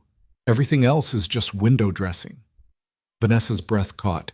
His thumb brushed across her cheek, and suddenly the air between them felt electric. "Adrian, I know. The contract, the arrangement, all the logical reasons this is supposed to stay professional." His eyes searched hers. "But I'm tired of pretending you're just a business decision." "What are you saying?" "I'm saying the lines got blurred somewhere between the hospital and now. And I don't think either of us is very good at pretending they didn't." He leaned closer. "So we have a choice. We can keep lying to ourselves, or we can admit this became something else." Her heart was racing. "What kind of something else?" "The kind where I want to kiss you, and it has nothing to do with cameras or contracts." "That's a terrible idea." "Probably the worst one I've had in years." But he didn't move away. Tell me to stop, and I will. Tell me this stays business, and we'll never talk about it again. Vanessa should tell him to stop, should maintain the boundaries that kept this safe and temporary, should protect herself from caring too much about a man whose world was violence and danger. Instead, she closed the distance and kissed him. It started gentle, testing, uncertain. Then Adrian's hand slid into her hair and everything ignited. The kiss deepened, turned hungry, became something that had been building since the moment he'd sat across from her in that restaurant and offered salvation. When they finally broke apart, both breathing hard, Adrian rested his forehead against hers. "So much for keeping things professional," he murmured. "We're terrible at this. The worst." But he was smiling, and Vanessa realized she was too. "What do we do now?" she asked. "I have no idea. Make it up as we go?" Adrian pulled back enough to look at her properly. "The contract still stands. The year, the terms, all of it. But between us, in private, we stop pretending this is just an arrangement. And when the year's up, we figure it out then. No promises, no guarantees, just see what happens." It should have terrified her. The uncertainty, the risk of caring about someone whose life was a constant battlefield. But Vanessa had already jumped off that cliff, might as well admit she was falling. "Okay," she said. "We try. We try." Adrian kissed her again, softer this time. "Fair warning, I'm terrible at relationships. Never had one last more than a month. I was married to an abusive asshole for 3 years. The bar's pretty low. Then we're both starting from scratch." He winced, touching his injured side. "Though maybe we could continue this conversation somewhere I can sit down before my stitches tear." Vanessa laughed, helping him to the couch. They settled there together, and for the first time since signing that contract, she felt like they were on the same page. No more performance, no more careful distance. Just two broken people trying to figure out if they could build something real from a foundation of necessity and chaos. The next few weeks passed in a strange new rhythm. Publicly, nothing changed. They still appeared at events, still played the devoted couple for cameras and gossip columns. But privately, everything was different. Adrian was surprisingly tender when he thought no one was watching. He'd pull her close on the couch while working, absently playing with her hair. He'd make coffee the way she liked it without asking. He'd text her random thoughts throughout the day, like he couldn't quite help sharing them with her. And Vanessa found herself opening up in ways she never had before, talking about her parents, who died when she was 19, about her marriage to Marcus and how she'd lost herself trying to fix someone who didn't want to be fixed, about her fears and hopes and all the messy, complicated feelings she'd spent years burying. "You're good at this," Adrian said one night, wrapped around her in his bed, the one they now shared most nights, though she still kept her room for appearances. "Good at what?" "Being real, honest. Most people in my world have so many masks they forget which one's their actual face." His fingers traced patterns on her shoulder. "You don't do that." "I don't know how. Never been good at hiding." "It's one of my favorite things about you." He kissed her temple. "Even when it terrifies me." "Why does it terrify you?" "Because you make me want things I can't afford to want. Normalcy, peace, a life that doesn't involve looking over my shoulder constantly." Adrian's voice went quiet. "You make me wish I was someone else." Vanessa turned to face him. "I don't want someone else. I want you. All the complicated, dangerous, morally flexible parts included." "You say that now. I say it because it's true." She touched his face, thumb brushing his jaw. "I'm not stupid, Adrian. I know what you do. I know you're not a good man by most standards. But you're good to me. You protect people you care about, and you're trying, even when it's hard. That counts for something. You have terrible taste in men." "Clearly." But she smiled. "Though you're a significant upgrade from the last one." "Low bar." "You keep saying that." She kissed him. "Stop comparing yourself to Marcus. You're nothing like him." "How do you know? You barely knew me when we got married." "I know because Marcus would have let me take that bullet. You threw yourself in front of it." Vanessa settled against his chest, listening to his heartbeat. "That's the difference. Marcus only cared about himself. You care so much it scares you." Adrian was quiet for a long time. Then, "I never wanted to care about anyone. Caring makes you vulnerable, gives people leverage. And yet, here we are." "Here we are," he agreed. breaking all my rules. They fell asleep like that, tangled together, and Vanessa thought maybe this was what trust felt like. Not the absence of fear, but the choice to be vulnerable anyway. 3 months into their marriage, Patricia called a meeting. She arrived at the penthouse with her usual brisk efficiency and a folder full of documents. "We have a problem," she announced, settling into the living room like she owned it. Adrian's hand tightened on Vanessa's. They were on the couch together, closer than strictly necessary. Patricia noticed but didn't comment. "What kind of problem?" Adrian asked. "The good kind, actually. Volkov's lawyers have withdrawn all challenges to your contracts. He's officially backed off. Your business holdings are secure." "That's the problem?" "No, the problem is what happens next." Patricia opened her folder. "You entered into this marriage for specific strategic reasons. Those reasons no longer exist. Volkov's not a threat. Your position is stronger than it's been in years. Technically, you don't need to stay married anymore." Ice flooded Vanessa's veins. She'd known this was coming, had known from the start that the marriage was temporary, but 3 months ago it had been easy to imagine walking away. Now, the thought made her chest tight. "What are you suggesting?" Adrian's voice was carefully neutral. "I'm suggesting you have options. You can divorce now, pay Vanessa her settlement, and move forward with your life. Or Patricia's eyes shifted between them. "Or you can acknowledge that this arrangement has become something else and adjust the terms accordingly." "Adjust them how?" Vanessa asked. "However you want. Extend the timeline. Remove the end date entirely. Make this a real marriage instead of a business transaction." Patricia pulled out more papers. "I've drafted amendments for various scenarios. Your call on which one to sign." Adrian looked at Vanessa. "What do you want?" It was the same question he'd asked weeks ago, but now it meant something different. Not what did she want to do with her life, but what did she want from this? From him. "I don't know," she said honestly. "I came into this thinking I'd serve my year and leave. That was the plan. But plans change." "Yeah, they do." Adrian's hand found hers. "I'm not ready to let you go yet. If you want out, if you want to take the money and run, I'll honor that. But if you're willing to stay, for how long? As long as it works. No timeline, no contract dictating terms, just us figuring it out day by day." Patricia cleared her throat. "If I might suggest, keep the financial protections in place regardless of the emotional arrangement. That way, if things do end badly, Vanessa's secured." "That's smart," Vanessa said. "I'd want that." "Done." Adrian looked at Patricia. "Draft whatever keeps her protected and removes the end date. We'll sign it." "You're sure?" "Once you remove the termination clause, this becomes a standard marriage.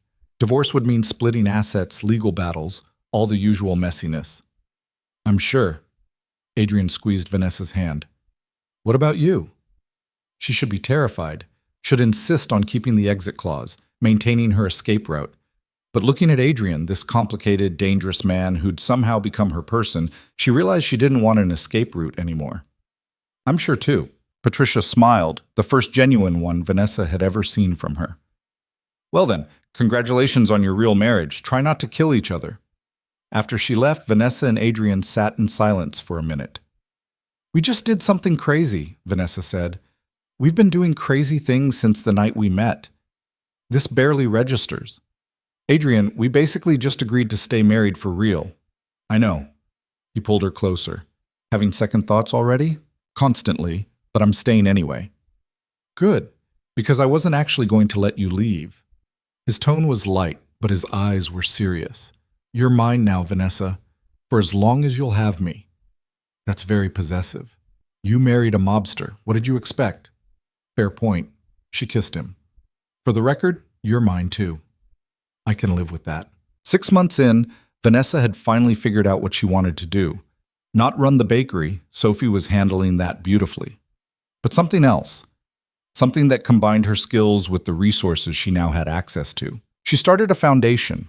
Not a huge one, not some flashy charity with galas and publicity, just a small organization that helped women in situations like she'd been in, trapped in bad relationships, drowning in debt, unable to see a way out. They provided legal assistance, financial counseling, job training, and sometimes just a safe place to land while figuring out next steps. Adrian funded it without hesitation, but he let her run it. Let it be hers. You're good at this, he said, watching her review applications one evening. Helping people. It's easier when you have resources, when you're not drowning yourself. Vanessa approved another grant, rent assistance for a woman fleeing domestic violence. I keep thinking about who I was 6 months ago. If someone had offered me this kind of help, maybe I wouldn't have been desperate enough to marry a stranger. Then I'm glad no one did. Adrian pulled her away from her laptop. Because that desperation brought you to me. You're glad I was suffering? I'm glad it led here. To this. He kissed her. Though I wish you hadn't had to go through hell to get here. Maybe the hell was necessary. Maybe I needed to break completely before I could build something better. It was a thought that had been forming for months. That sometimes destruction was part of creation. That the person she'd been, small, scared, constantly apologizing for taking up space, had needed to die so someone stronger could emerge. She didn't regret Marcus anymore. Didn't regret the debt or the eviction notice or any of it. Because all of that had led to Adrian, to this life, to becoming someone who could help others instead of just surviving. You've gone philosophical on me, Adrian observed. Just thinking about second chances, about how sometimes the worst things lead to the best outcomes. You calling me an outcome? I'm calling you the best mistake I ever made. He laughed at that, pulling her into his lap. I'll take it. The wedding, the real one, happened on a Saturday morning 9 months after they'd signed the original contract.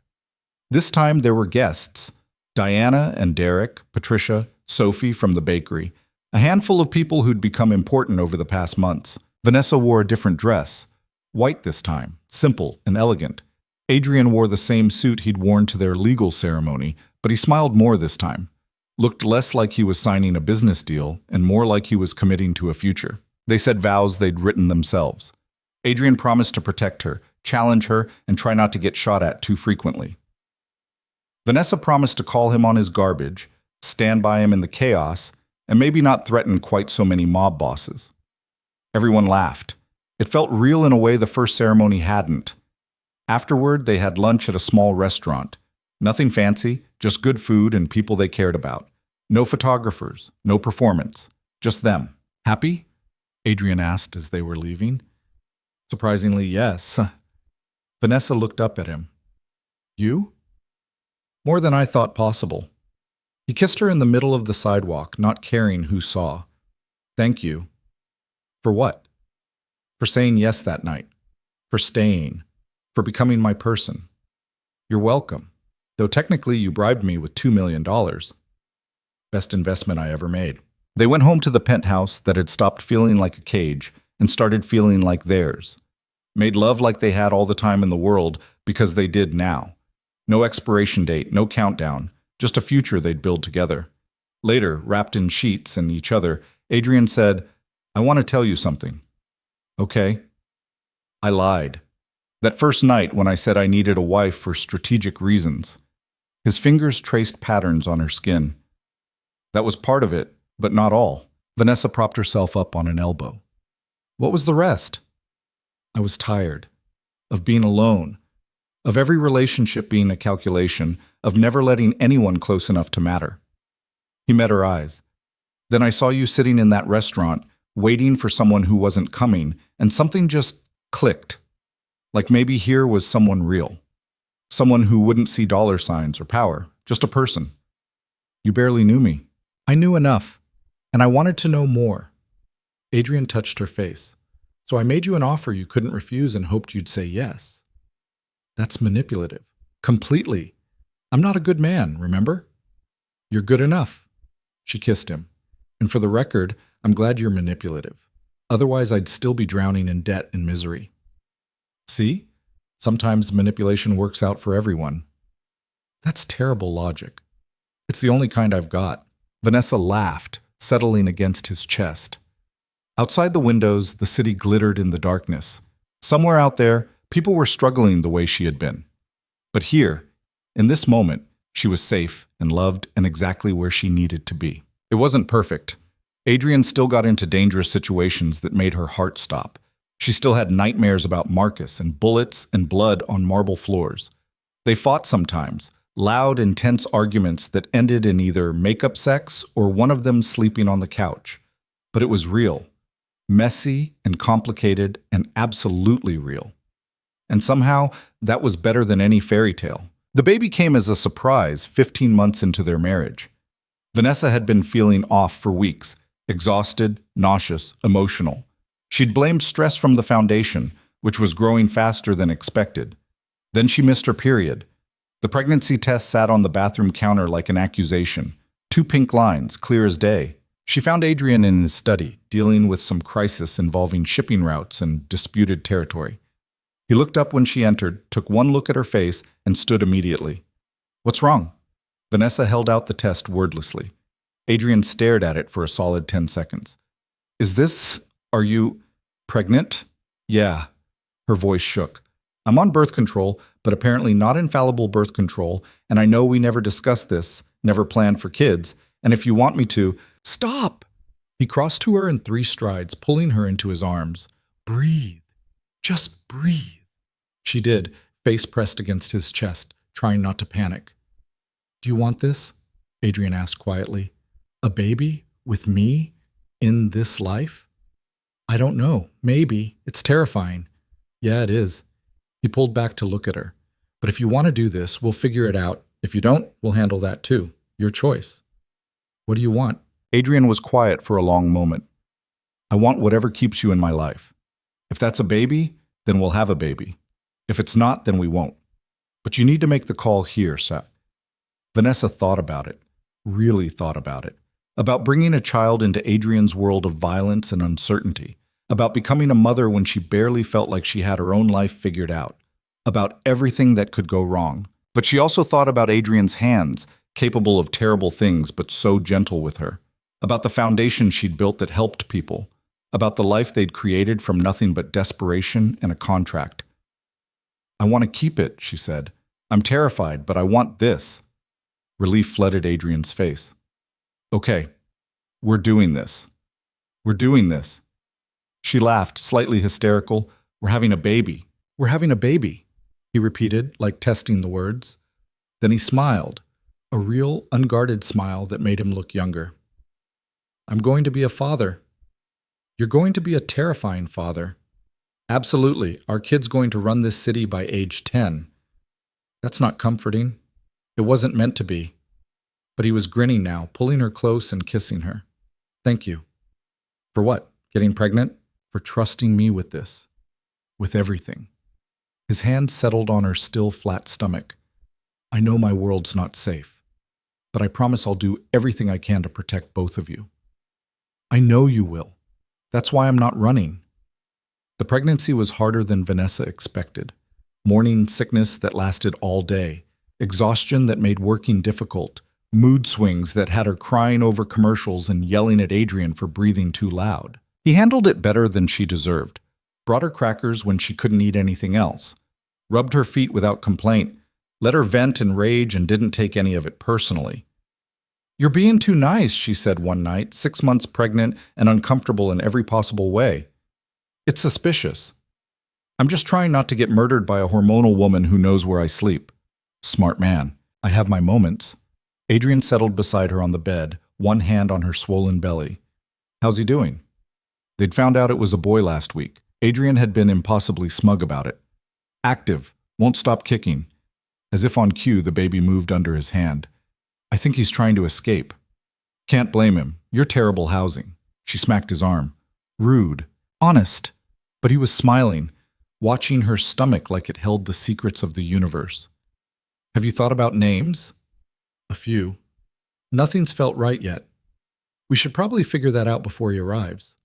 "We've got 3 months." 3 months goes fast. Adrian's hand moved in gentle circles.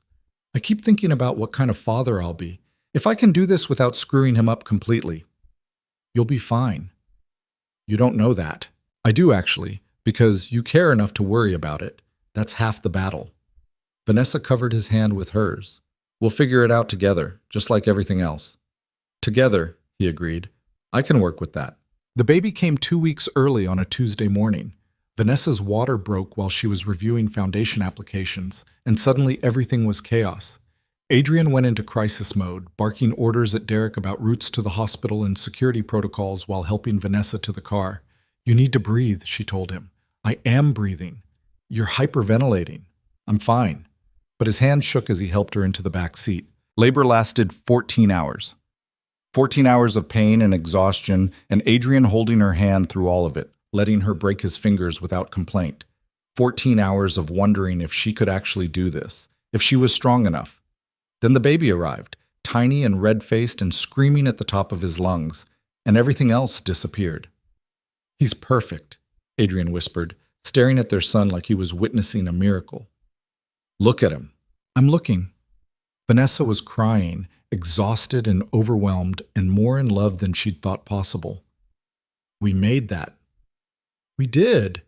Adrian touched the baby's tiny hand, and the screaming stopped. Hey there, little man. Welcome to the chaos. They named him James Adrian Ravel, James after Vanessa's father, Adrian, because despite everything, she wanted their son to carry that legacy forward. Not the violence or the danger, but the fierce protectiveness and the capacity for change. Derek showed up an hour later, took one look at the baby, and got misty-eyed. Boss, you made a person. I'm aware. A tiny person, with tiny fingers. Derek was clearly having a moment. Can I hold him? Adrian looked at Vanessa. She nodded. They were both too tired to care about protocol. Derek held James like he was made of glass, and the big, dangerous man's face went soft. He's perfect. Congratulations. They took James home 2 days later to a penthouse that had been baby-proofed within an inch of its life. Adrian had gone overboard with security, cameras, monitors, a nursery that looked like a fortress disguised as a cheerful room. Vanessa didn't have the energy to argue about it. The first few weeks were a blur of feeding and changing and trying to sleep in 2-hour increments. Adrian was surprisingly good at it, changing diapers without complaint, walking the floor with James at 3 in the morning, learning to function on no sleep. You're a natural, Vanessa said one night, watching him rock their son back to sleep. I'm terrified constantly. Same. But you hide it better. She moved closer, wrapping her arms around him from behind. Thank you for this. For everything. You're thanking me for getting you pregnant? For building this life with me? For turning a desperate contract into something real? Adrian shifted James to one arm, pulling Vanessa close with the other. The three of them stood there in the dim nursery, and Vanessa thought about how far she'd come. From that restaurant, drowning and alone, to this. A family. A purpose. A future she'd never imagined possible. I love you, she said. First time she'd said it out loud, though she'd felt it for months. Adrian's breath caught. Say that again. I love you. Your terrible decisions, your criminal empire, your overprotective instincts, all of it. I love you. I love you too. He kissed her temple. Have since that night you threatened Volkov. Maybe before. Definitely by the time you pushed me out of the way of that bullet. Took you long enough to say it. I wanted to get it right. Adrian looked down at James, sleeping peacefully in his arms. Wanted to deserve it. You deserve it. You deserve this. She touched their son's soft hair. You deserve to be happy. I am happy. Terrified, exhausted, and completely out of my depth. But happy. He set James in his crib carefully, then pulled Vanessa out of the nursery. Come on, let's sleep while we can. They curled up together in bed, monitor on the nightstand, and Vanessa realized this was it.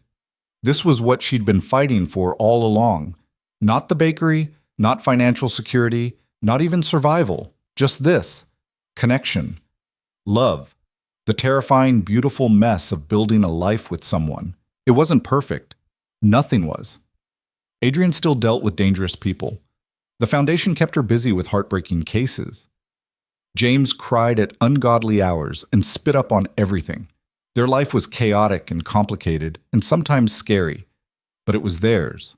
And sometimes, Vanessa thought, as sleep finally pulled her under, that was the only thing that mattered. Not perfection or safety or certainty, just finding someone worth fighting through the chaos for. Someone who saw you drowning and offered a hand instead of turning away. She thought that night in the restaurant was the end of her story. Turned out it was just the beginning. Because here's the thing about desperation. Sometimes it doesn't destroy you. Sometimes it forces you to be brave enough to take chances you'd never otherwise risk. To say yes to insane proposals from dangerous strangers. to rebuild yourself from the ashes of who you used to be. And sometimes, if you're very lucky, that desperation leads you to exactly where you needed to be all along. Vanessa had been saved by a contract and $2 million, but she'd been transformed by everything that came after. By choosing to stay when she could have left, by learning to fight instead of just survive, by becoming someone strong enough to build a life instead of just endure one, Marcus had called her worthless, weak, nothing. He'd been wrong. She wasn't nothing. She was a woman who'd clawed her way out of hell, married a man most people feared, had his baby, and built something meaningful from the wreckage of her old life. She was Vanessa Ravel, wife, mother, fighter, and she was exactly where she was meant to be.